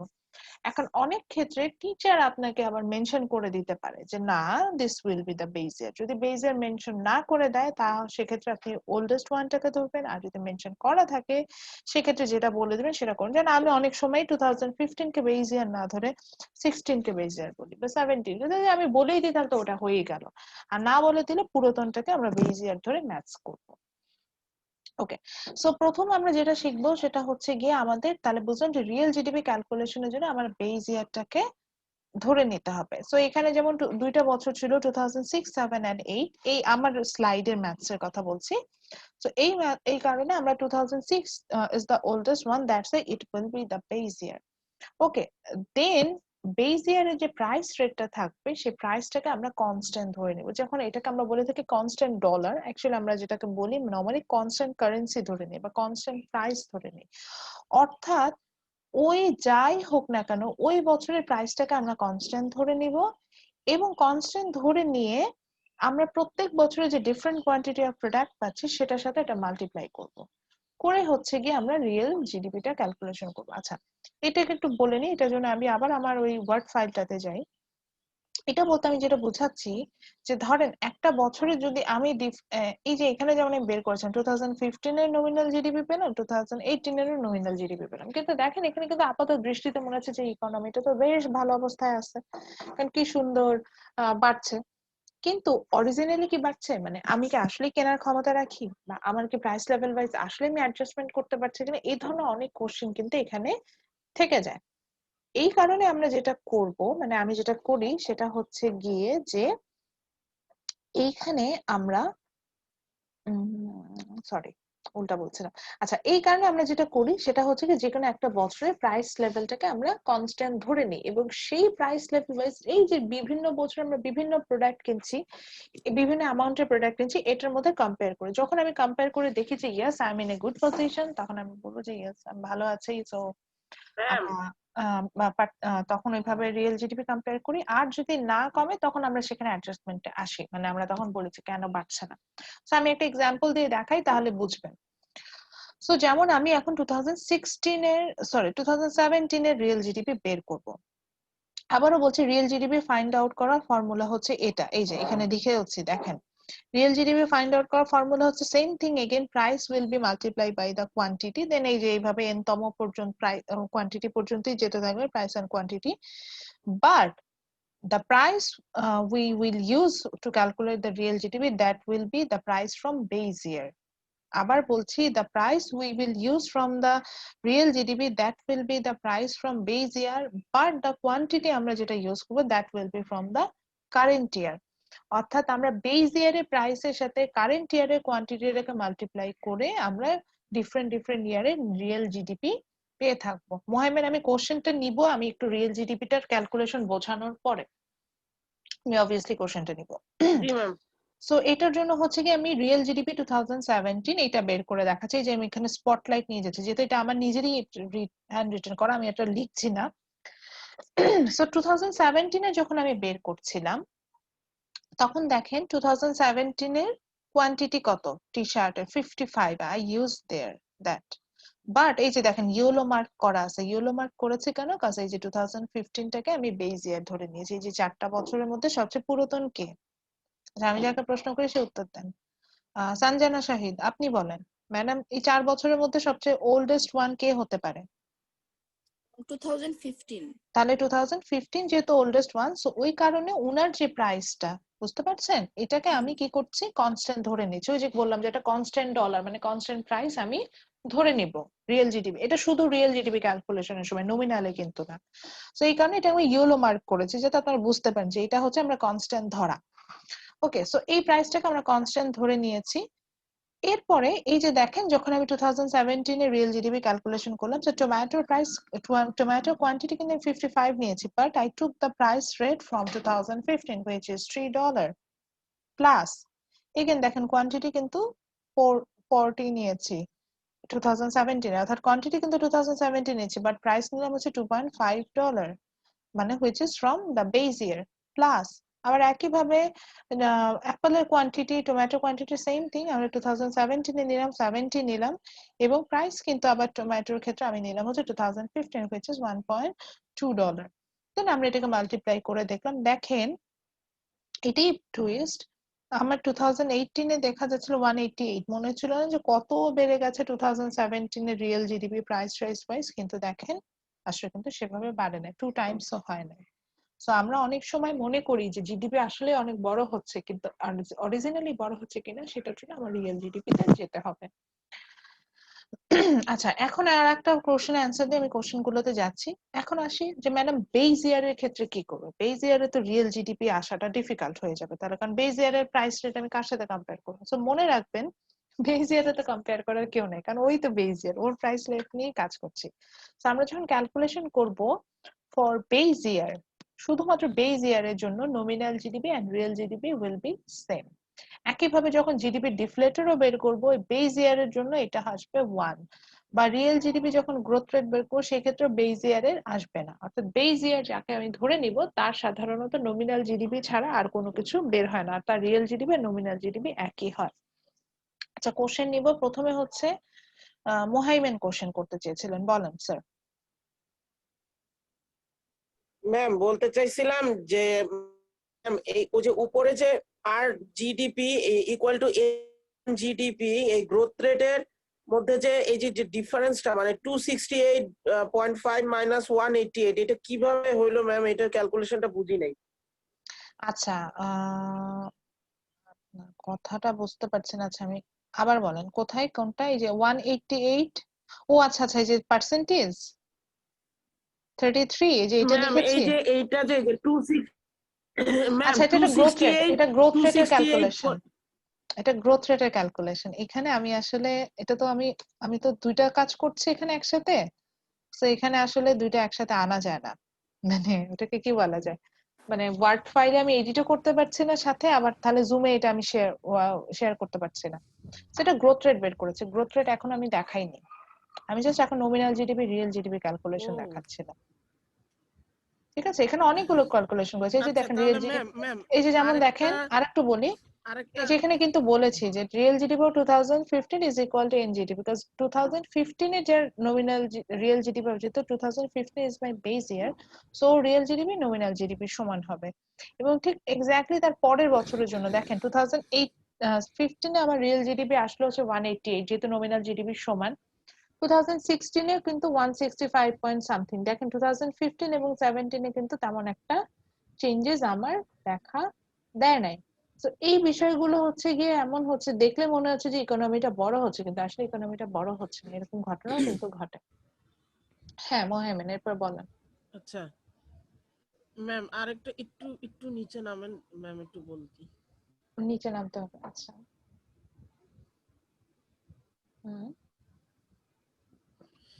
ম্যাম এই যে ম্যাম ওই যে বেজ ইয়ার আর কারেন্ট ইয়ারের যে বিষয়টা এখানে ম্যাম এই যে বেজ ইয়ারের সাথে বেজ ইয়ারের প্রাইস নেবেন এটা দরকার ম্যাম হলে যে আমাকে আমি একটু যেমন যদি মার্ক আবার করে নিয়েছি বোঝার সুবিধার জন্য আপনি দরকার হলে এক্সাম অ্যানসার স্ক্রিপ্টে মার্ক করে নেবেন যে ওল্ডেস্ট ওয়ান মানে 4টা বছরে যে সঞ্জনা আমাদের যেটা বললেন যে আমি যতগুলো বছরই নেই না কেন বেজ ইয়ার যদি আমি মেনশন না করি যেমন এখানে কিন্তু বেজ ইয়ার মেনশন করি না অনেক ক্ষেত্রে ম্যাথস আমি বেজ ইয়ার মেনশন করে দিই যদি মেনশন না করা থাকে তাহলে সবচেয়ে পুরাতন যে বছরটা হবে সবচেয়ে ওল্ড যেটা হবে পুরাতন যেটা হবে সেটা হবে আমার সেটাই বেজ ইয়ার সো এখানে আমার সাথে পুরাতন বছর ছিল 2015 that's why it's base year যদি বলেন ম্যাডাম 14 থাকতো তাহলে 14 কে ধরতাম যদি 2010 থাকতো 10 কে ধরতাম এইভাবে তো তাহলে আমরা মনে হয় একটু হলেও বুঝেছি যে কিভাবে হচ্ছে গিয়ে আপনার রিয়েল জিডিপি ক্যালকুলেশন করতে হয় এরপরে হচ্ছে next term which is GDP growth এই যে মুহাইমেন একটা প্রশ্ন করে আচ্ছা সাইফের কোশ্চেনটা নেই সাইফ আপনার কোশ্চেনটা বলেন ম্যাম আমারটা ছিল হচ্ছে জিডিপি যে আপনি বলতেছিলেন রিয়েল জিডিপিটা বেসিক্যালি বেজ ইয়ারের প্রাইসটা ধরে করা হয় সো এই ক্ষেত্রে কিন্তু দেখা যাচ্ছে প্রতিটা ইয়ারে কিন্তু প্রাইসও চেঞ্জ হচ্ছে আবার কোয়ান্টিটিও চেঞ্জ হচ্ছে তো ম্যাম এটার ক্ষেত্রে কিভাবে আমরা আসলে কেন স্পেসিফিক কম্পারিজন আচ্ছা এটার অ্যানসারটা দিয়ে দিচ্ছি কম্পারিজনটা কেন নিলাম আচ্ছা আমরা দেখতে পাচ্ছি প্রতি বছর প্রাইসও চেঞ্জ হচ্ছে, কোয়ান্টিটিও চেঞ্জ হচ্ছে, বাড়ছে কমছে কিছু একটা কিছু হচ্ছে, কিন্তু বাড়ছে যে সবসময় তাও না, অনেক সময় কমেও যায়। তো বেসিক্যালি এক্স্যাক্টলি ম্যাম। এই জন্য আমি যখন কম্পেয়ার করবো, সেম গ্রাউন্ডে কম্পেয়ার করা দরকার না। মানে ধরেন আপনার সাথে যদি আমি আমার কম্পেয়ার করতে চাই, তাহলে আমাদের যে কোনো একটা স্পেসিফিক এরিয়াতে আসতে হবে যেখানে আপনিও এক্সপার্ট আমিও এক্সপার্ট। এখন যদি ধরেন আপনার সাথে আমি কম্পেয়ার করি যে লাইক ক্লাস কন্ডাকশন স্কিল, তাহলে অবভিয়াসলি আপনার থেকে আমার ক্লাস কন্ডাকশন স্কিল বেটার হয়ে যাবে, বিকজ এখানে আমি এক্সপার্ট। তো এমন একটা জায়গায় যে আপনার সাথে আমার কম্পেয়ার করতে হবে যেখানে আমরা দুজন সমান। বুঝতে পারছি কম্প্যারিজনটা, যখন আমি রিয়েল জিডিপিটার সাথে আমরা কম্প্যারিজনে আসি, তো সমান জায়গাটা আনতে গিয়ে তখন আমরা যেহেতু দেখতে পাচ্ছি যে সমান আমরা পাচ্ছি না, তখন আমরা এই প্রাইসটাকে ধরে কম্প্যারিজনে যাই, এবং প্রাইসটা এই জন্য বেস ইয়ারের প্রাইসটাকে কম্প্যারিজনের হিসেবে কনস্ট্যান্ট হিসেবে ধরে নেই। এবং আরো আসে, প্রাইসটা কনস্ট্যান্ট ধরার রিজন আছে। আমরা জিডিপি যেটা ক্যালকুলেশন করছি, এটা কি একটা মানি টার্মে আসে না? যেমন দেখেন বাংলাদেশের জিডিপি কি 6,23,000 কোটি টাকা, বারবার বলছিলাম। এটা কি একটা টাকার হিসেবে আসছে না? এটা কিন্তু কোনো কোয়ান্টিটির হিসাবে আসে না যে বাংলাদেশে 10 লাখ মেট্রিক টন চাল উৎপন্ন হয়, এটাও জিডিপি, বা 3 লাখ হায়ার স্টাডিজ এ প্রতি বছর 3 লাখ ক্লাস হয়, এটা আমাদের জিডিপি, এভাবে কিন্তু আসে না, উল্টো একটা ভ্যালু আসছে। তো যে মানি টার্মে আসে, এই কারণে এখানে প্রাইসটাকে আমরা কনস্ট্যান্ট ধরে নিই। মজার ব্যাপার হচ্ছে কি, আমরা যখন ইনফ্লেশন রেট অ্যাডজাস্টমেন্টে যাব, ওইখানে আমরা দেখবো যে কোয়ান্টিটিটাকে কনস্ট্যান্ট ধরে নেব, কারণ ওখানে ইনফ্লেশনের সময় ম্যাটেরিয়ালস ইম্পর্টেন্ট, প্রাইস নট। ওইখানে আবার ওইটা কনস্ট্যান্ট, যেমন এখানে যেমন জিডিপি ক্যালকুলেশনে আমার প্রাইসটা ইম্পর্টেন্ট, এখানে আমরা প্রাইসটাকে কনস্ট্যান্ট ধরছি, এভাবে আসবো। আই থিঙ্ক আমি কিছুটা বুঝতে হলে পারছি ক্লিয়ার ম্যাম। করতে পেরেছি। এবার আসি মোহাইমিনের কোশ্চেন থেকে, এটা অলরেডি চলে আসছিল, এবং আপনার কোশ্চেন থেকেও এই এই হিন্টসটা আমরা পাচ্ছি যে মানে আমি কম্প্যারিজনটা কেন, বা কম্প্যারিজন দিয়েটা আসলে আমি কি বুঝবো, এই ধরনের একটা কোশ্চেন আমাদের মধ্যে চলে আসে। এই কোশ্চেনের অ্যান্সারই আপনারা এখন পেয়ে যাবেন, সেটা হচ্ছে কি গ্রোথ রেট। আমরা আসলে ইকোনমিটা কতটুকু বড় হচ্ছে বা ছোট আছে, অর্থাৎ ইকোনমিটা আমার দেশের আসলে কি আমার লিভিং স্ট্যান্ডার্ড বাড়ছে না কমছে, এটাই গ্রোথ রেট। বা আমার দেশের ওভারঅল দেশের মানুষের এমপ্লয়মেন্ট জেনারেট হচ্ছে কি হচ্ছে না, এটাই গ্রোথ রেট। বা আমার আসলে ওভারঅল ইকোনমিটা ভালো হচ্ছে কি হচ্ছে না, গ্রোথ রেট। সো বেসিক্যালি আমরা এই কম্পারিজনটা বের করার জন্য আমরা তখন সেকেন্ড যে কনসেপ্টটাতে চলে আসি, that is growth rate. So এখানে যেটা হয় যে growth rate measure the percentage of change in real GDP, obviously with the adjustment of inflation and other macroeconomic factor. So এটার জন্য আমরা যেটা হয় যে এই যে দুইটা বছরের রিয়েল জিডিপি যে চেঞ্জেস হলো, বাড়লো না কমলো, বড় হলো না ছোট হলো, এই যে যে কম্পারিজনটা, এটা থেকে আমরা হচ্ছে কি বের করতে পারি যে ওই ইকোনমিটা ভালোর দিকে যাচ্ছে না খারাপ দিকে যাচ্ছে। তো এখন টাইটেল দেন হচ্ছে গ্রোথ রেট, এই যেখানে ডেফিনেশন দেওয়াই আছে। আমি সাজেস্ট করবো এটার জন্য ডেফিনেশনটা বই থেকে দিবেন, এখানে জাস্ট আমি লামসাম একটা ডেফিনেশন লিখেছি জাস্ট বোঝানোর জন্য, খুব ফাস্ট আমি এই স্লাইডটা মেক করেছিলাম, এই জন্য বলছি। তো এটার ফর্মুলাটা হয় হচ্ছে এইভাবে, আমরা যখনই গ্রোথ রেট ক্যালকুলেশনে যাব, এটা নিয়ে অনেক কন্ট্রোভার্সি হয়েছে গত সেমিস্টার, স্পেশালি যখন আমি সিইসি তে ক্লাস নিয়েছি। এই কারণে আমি এটাকে এবার ইজিয়েস্ট করার জন্য ফর্মুলাটা এইভাবে লিখেছি, that is real GDP in year 2, real GDP in year 1 divided by real GDP in year 1 into 100. আচ্ছা আবার বলছি, লেখার আগে একটু বুঝে নেন, রিয়েল জিডিপি অফ ইয়ার 1 না লিখে, ইয়ার 2 না লিখে, আমি আসলে আগে বলতাম হচ্ছে real GDP of current year minus real GDP of base year, এইভাবে বলতাম। বেস ইয়ার বললে স্টুডেন্টরা ভেবে নিত কি যে ওই 2015, 2019 এরও যখন রিয়েল জিডিপি গ্রোথ রেট আমরা বের করতে যাচ্ছি, তখন আমরা 2015 ধরেই কাজ করছি, বা তখনও 2016 ধরেই কাজ করছে। তো সেই ক্ষেত্রে কি হচ্ছে দেখেন, 2015 সালে কি হচ্ছে, ওটার সাথে যদি আমি 2019 এর কম্পেয়ার করি, অনেক বিশাল একটা গ্রোথ রেট পাবো। কিন্তু আসলে কিন্তু বিষয়টা ওরকম না। আমার গ্রোথ রেট বের করার জন্য কি করা হচ্ছে, পাশাপাশি দুইটা বছরের মধ্যে কম্পেয়ার করা উচিত। এই বছর আর গত বছর, এটার মধ্যে কম্পেয়ার করলে কি আমরা ভালো একটা আইডিয়া পাবো না? যেমন ধরেন এই যে আমি বললাম যে আমার ক্লাস কন্ডাকশন, এটা নিয়ে আমি কম্পারিজন করতে, তাহলে আমার কম্পারিজন করা উচিত যে আদার্স ফ্যাকাল্টি মেম্বার যারা আছে তাদের সাথে যদি আমি কম্পেয়ার করি, অর্থাৎ আমার লেভেলে যারা আছে, আমার কাছাকাছি যারা আছে, তাদের সাথে কম্পেয়ার করলে ঠিক হবে। এখন যদি আমি ভিসি স্যারের সাথে আমার কম্পেয়ার করতে যাই, তাহলে অবভিয়াসলি উনি আমার থেকে বেটার হয়ে যাবে। তো আমার কম্পেয়ার করতে হবে যে আমার ডেজিগনেশন ওয়াইজ, আমার এইজ ওয়াইজ যারা আমার আশেপাশে আছেন, তাদের সাথে আমি যখন কম্পেয়ার করবো, দেন সেখান থেকে আমি না আমার গ্রোথ রেটটা, রিয়েল জিডিপি গ্রোথ রেট যেটা, সেটা বের করার একটা অ্যাবিলিটি রাখি। তো এই জন্য আমরা রিয়েল জিডিপি গ্রোথ রেট যখন বের করব, the formula will be the real GDP in year 2 minus real GDP in year 1 divided by real GDP in year 1 into 100। আচ্ছা, প্রশ্ন হচ্ছে ম্যাডাম ইয়ার 2 বলতে আপনি এখানে কি বুঝিয়েছেন? ইয়ার 2 বলতে আমি এখন কারেন্ট ইয়ারটা বোঝাচ্ছি, এবং তার ইমিডিয়েট আগের যে বছরটা হবে সেটা হবে ইয়ার 1 ডিভাইডেড বাই এই ইমিডিয়েট আগের বছরের রিয়েল জিডিপি ইনটু 100। যেমন এখানে আমরা আমার বইয়ের এক্সাম্পল, আমি স্লাইডে যে এক্সাম্পলটা দিয়েছি দেখেন 2017 এর রিয়েল জিডিপি 2007 এর রিয়েল জিডিপি গ্রোথ রেট বের করতে যাচ্ছি। এই কারণে আমি কি করলাম 2007 এর রিয়েল জিডিপি থেকে 2006 এর রিয়েল জিডিপি মাইনাস করলাম, ঠিক ইমিডিয়েট আগের বছরের, ডিভাইডেড বাই ঠিক ইমিডিয়েট আগের বছর real GDP, that is 2006 into 100। So এখান থেকে আমরা পেলাম হচ্ছে 8.94%। ভ্যালুগুলো বসিয়ে আমরা অ্যান্সার পেলাম হচ্ছে 8.94%। 100 দিয়ে মাল্টিপ্লাই করা মানে হচ্ছে এটা পার্সেন্টেজে চলে যাবে। সো আমরা অ্যান্সারটা পেলাম হচ্ছে 8.94%। আচ্ছা, এই যে 8.94%, এই যে পার্সেন্টেজে আমি নিয়ে আসলাম, এই পার্সেন্টেজটা বলতেই যেটা বোঝায় সেটা হচ্ছে গিয়ে যে আমার এই ইকোনমিটা 2006 এর সাথে কম্পেয়ার করে 2007 সালে 8.94% বড় হয়েছে, বড়। এই জন্যই পজিটিভ একটা ভ্যালু আসছে। ম্যাডাম নেগেটিভ ভ্যালু আসতে পারে, অবশ্যই আসতে পারে স্যার।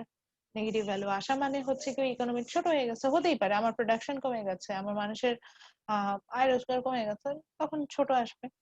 সো এই জন্য আমরা যেটা করব যে তখন কিন্তু আমাকে এটা বলতেও হবে, এটা মানে এই কথাটা বলে দিতে হয় যে যেমন আমি বলছি the real GDP grew by 8.94% between 2006 and 7। এটা কিন্তু আমি এখানে বলেছি, বা আপনি এইভাবে না বলে এটাও বলতে পারেন overall economy has been expanded by 8.94% in 2007। এইভাবে কিন্তু আমাকে বলতে হবে। এখন আসে আমি যে স্লাইডটা দেখাচ্ছিলাম, সরি আমি একটা ওয়ার্ড ফাইল মেক করেছিলাম, ওখানে আমরা কি করেছি ওটা একটু দেখে আসি, ওখানে কি আমি এভাবে ক্যালকুলেশন করেছি কিনা।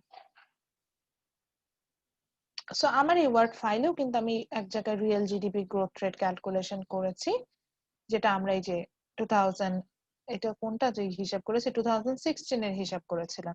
এবং এই জন্য কিন্তু আমরা কি করেছিলাম যে 2016 এর আমার রিয়েল জিডিপি ছিল হচ্ছে গিয়ে এই যে 2.68। এই 2.68 থেকে আমি যেটা করে নিয়েছি সেটা হচ্ছে যে আমার বেস ইয়ারে যে রিয়েল জিডিপি, মানে আগের বছরের যে রিয়েল জিডিপি 2015 এ যেটা ছিল $188, সেটাকে মাইনাস করেছে, ডিভাইডেড বাই আগের বছরের রিয়েল জিডিপি 188 ইনটু 100, এভাবে দিয়ে 33% পেয়েছে। আচ্ছা, আমি এখন একটা করেও দেখাবো রিয়েল জিডিপি গ্রোথ রেট। আমি সাপোজ 2017 এর রিয়েল জিডিপি গ্রোথ রেট বের করতে যাচ্ছি এখানে।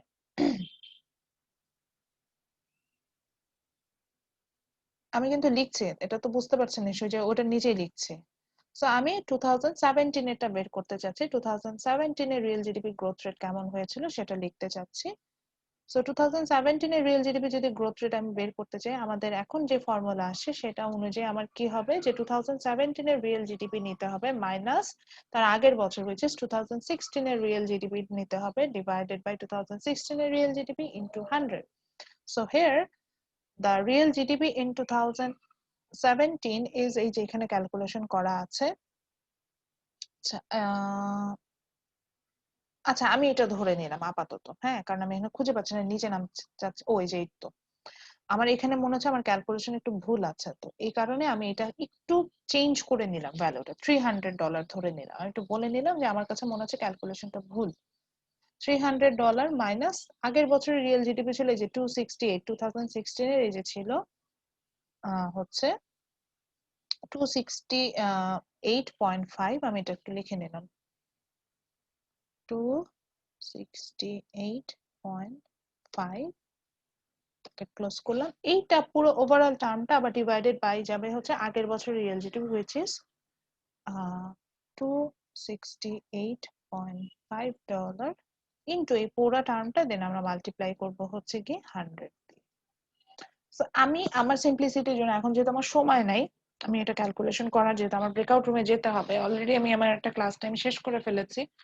সো আমি এটার জন্য সিম্পলিসিটির জন্য আমি পেলাম হচ্ছে ধরেন নেগেটিভ 2.5% ধরে নিয়েছি, এটাও বললাম কিন্তু এটা অ্যাজিউম করছে, এটা বলি না যে এটাই হবে, which means in 2017 originally actually economy collapsed by 2.5%। আমার ইকোনমি বড় হয় নাই, গ্রো করে নাই, উল্টা কোলাপস করেছে, শ্রিঙ্ক করেছে, ছোট হয়ে গেছে। 2.5% রুলটা ওভারঅল ইকোনমি কমে আসে। মানে কি, যে ধরেন আপনার ইনকাম যদি রিয়েলি 2016-এ 100 টাকা ছিল, 2016 এর সাথে কম্পেয়ার করে 2017 আসলে আপনার ইনকাম হয়ে গেছে 98 টাকা। বুঝতে পারছি, ইনকাম কমে আসছে। এই বিষয়টাকে এখানে বোঝাচ্ছে। Okay, the last thing that is GDP deflator. GDP deflator আসলে ওই সেম বছরের রিয়েল জিডিপি আর নমিনাল জিডিপির মধ্যে কম্পেয়ার করে দেখায় যে রিয়েল জিডিপি আর নমিনাল জিডিপিটা কত, মানে কম্পারিজনটা কি, মানে দুটার মধ্যে অনুপাত দেখায় যে একটা তুলনায় আর একটা কত বড়। তো আমরা সবসময় রিয়েল জিডিপিটাকে নমিনাল জিডিপির তুলনায় ছোট পাই। তো কত পার্সেন্ট ছোট হতে পারে, মানে নমিনাল জিডিপিটা আসলে কতটুকু বড়, এটা বের করার জন্য আমরা জিডিপি ডিফলেটরে যাই। এটা আসলে কাইন্ড অফ ওই গ্রোথ, মানে গ্রোথ রেটের আর একটা ইন্ডিকেটর, যে গ্রোথ রেট থেকে অনেক সময় আমরা দেখতে পাই তো যে গ্রোথ রেটটা ছোট হয়ে আসে, বড় হয়ে আসে, এরকম একটা বিষয় থাকে। সো এটার আরেকটা ইন্ডিকেটর হচ্ছে গিয়ে আপনার জিডিপি ডিফলেটর। সো জিডিপি ডিফলেটর হিসাবে এখানে আমরা হচ্ছে গিয়ে এটা ফর্মুলা ইউজ করব, এটা that is N GDP divided by R GDP. So N GDP divided by R GDP, এখান থেকে আমরা যখন ডিভাইডেশন করে ফেলবো, করার পর একটা ভ্যালু পাবো। ফর এক্সাম্পল আমি হচ্ছে গিয়ে 2016 এর এখানে জিডিপি ডিফলেটর বের করেছিলাম। সো 2016 এর আমার রিয়েল জিডিপি ছিল হচ্ছে গিয়ে আপনার এখানে আসছিল 168, আর নমিনাল জিডিপি ছিল হচ্ছে গিয়ে এই যে 321 এত। আচ্ছা, আমি একটু এটাও বের করে দেখাই। সো ওখানে ছিল হচ্ছে কি 2016 এর জন্য যখন জিডিপি ডিফলেটর বের করছিলাম, ওই 2016 এর রিয়েল জিডিপি যে নিচে, ওটা নিচেই দেখান 2016 এর রিয়েল নমিনাল জিডিপি বের করা আছে $321, $321.5 ডিভাইডেড বাই 2016 এর হচ্ছে রিয়েল জিডিপি আসছিল হচ্ছে $268.5। সো এটা আরেকটাকে ডিভাইডেড করলে এটার অ্যান্সার আসে হচ্ছে 1.2। So this is the answer. So 1.2 এখান থেকে কিন্তু আমরা হচ্ছে কি এখানে বের করতে পারছি যে জিডিপি কিভাবে আসে। চারটা টার্ম কি ক্লিয়ার হয়েছে?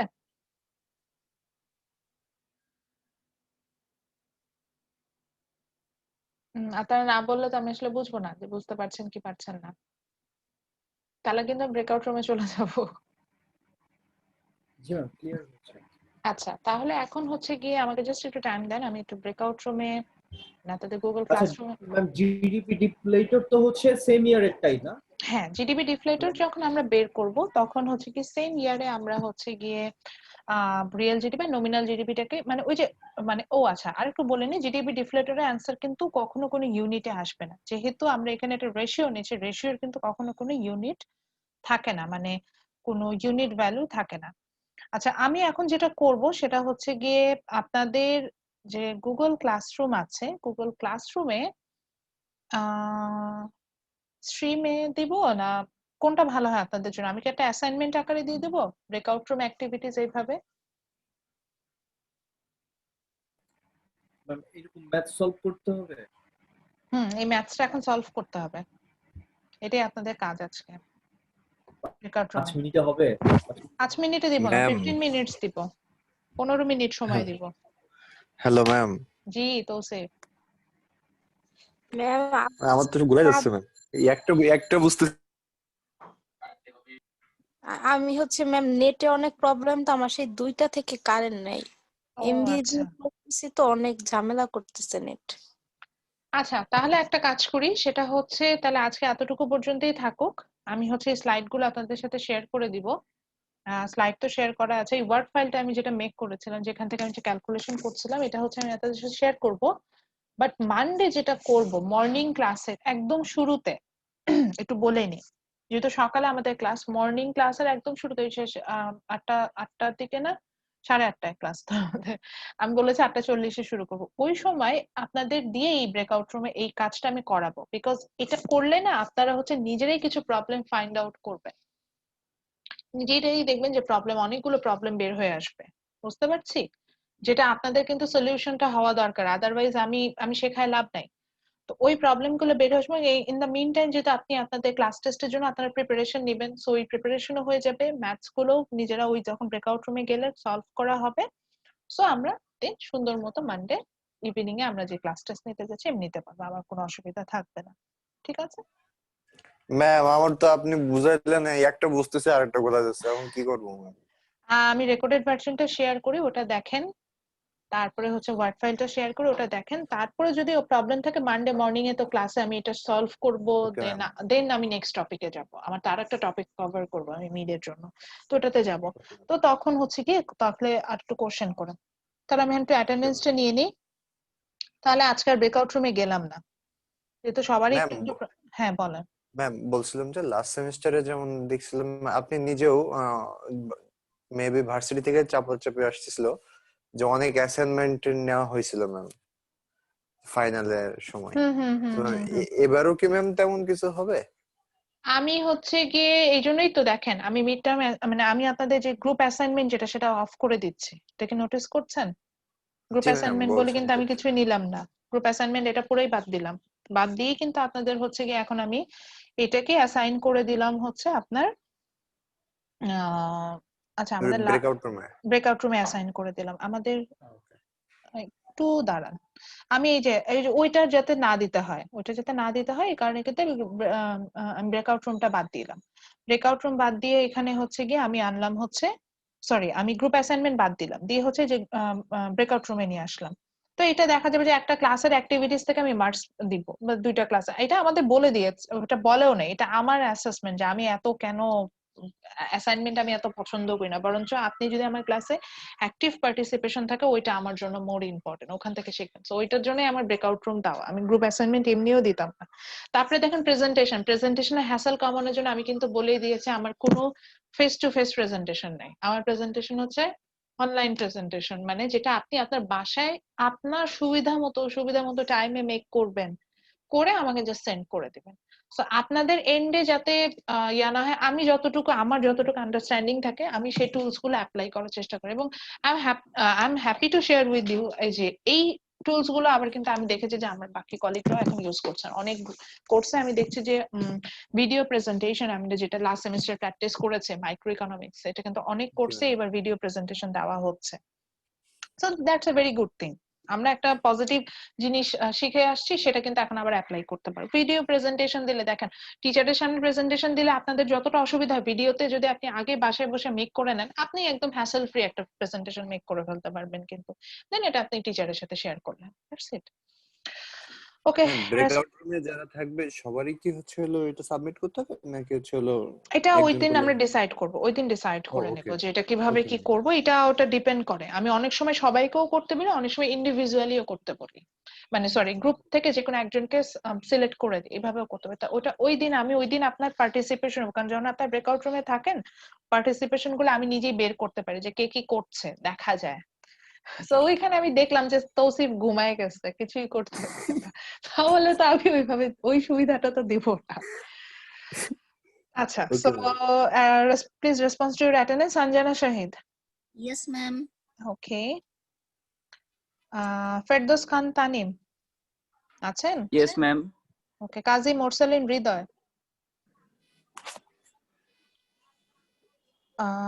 Mohammad Morsalim Pial.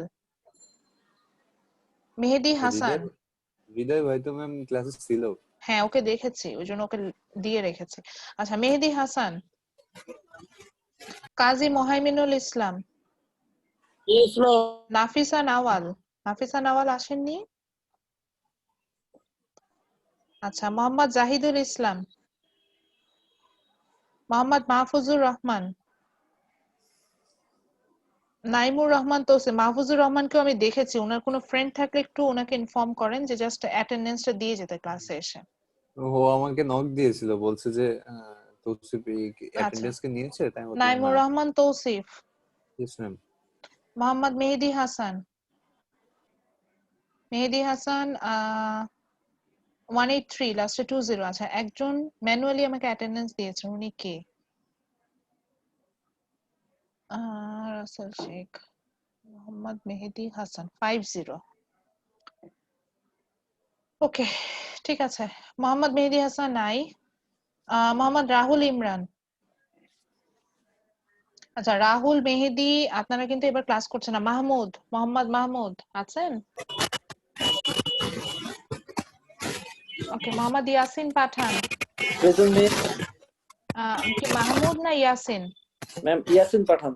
ওকে, সো মাহমুদ, রাহুল, আপনারা কিন্তু ক্লাস করছেন না, আপনারা রেগুলার স্টুডেন্ট, ওই বেসিসে বলছি।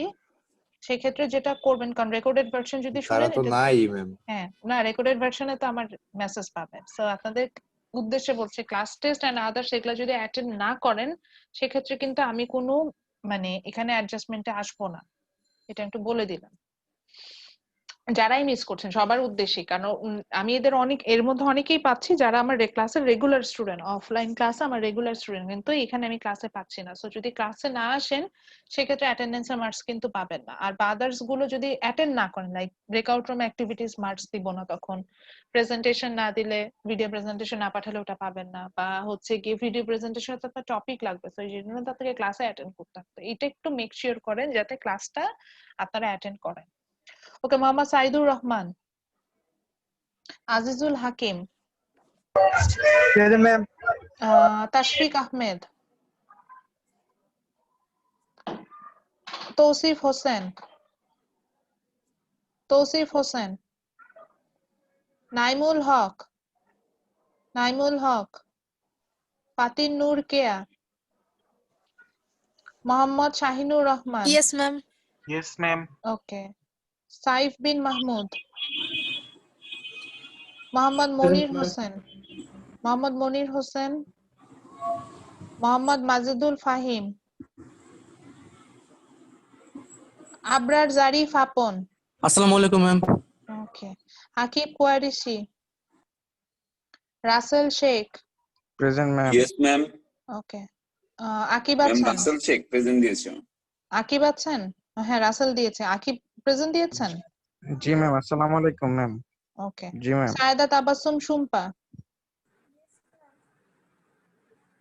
শুম্পাও তো ছিল, মেবি নেটওয়ার্কের জন্য প্রবলেম। ওকে, সো বাকিদের উদ্দেশ্যে এটাই বলবো, শুনতে পাচ্ছেন? হ্যাঁ দিয়েছি। সো ঠিক আছে, তোমাদের মানডে মর্নিং ক্লাসে আমরা তাহলে ফার্স্টে স্টার্ট করব হচ্ছে আওয়ার ব্রেকআউট রুম অ্যাক্টিভিটিস, আমাদের এটা দিয়ে স্টার্ট হবে। দেন হচ্ছে কি, আর আমি প্রি শিডিউল ক্লাস টেস্ট দিয়ে রাখবো, সো আপনাকে আর ক্লাসে জয়েন করতে হবে না। দেখা যাবে যে 4:15-তে, সরি 4:30টায় আপনাদের অটোমেটিক্যালি গুগল ক্লাসরুমে আপনার ক্লাস টেস্টে অ্যাসাইন হয়ে যাবে। জাস্ট আপনারা দেখে যেভাবে সাবমিট করতে হয় ওভাবে সাবমিট করে দিবেন।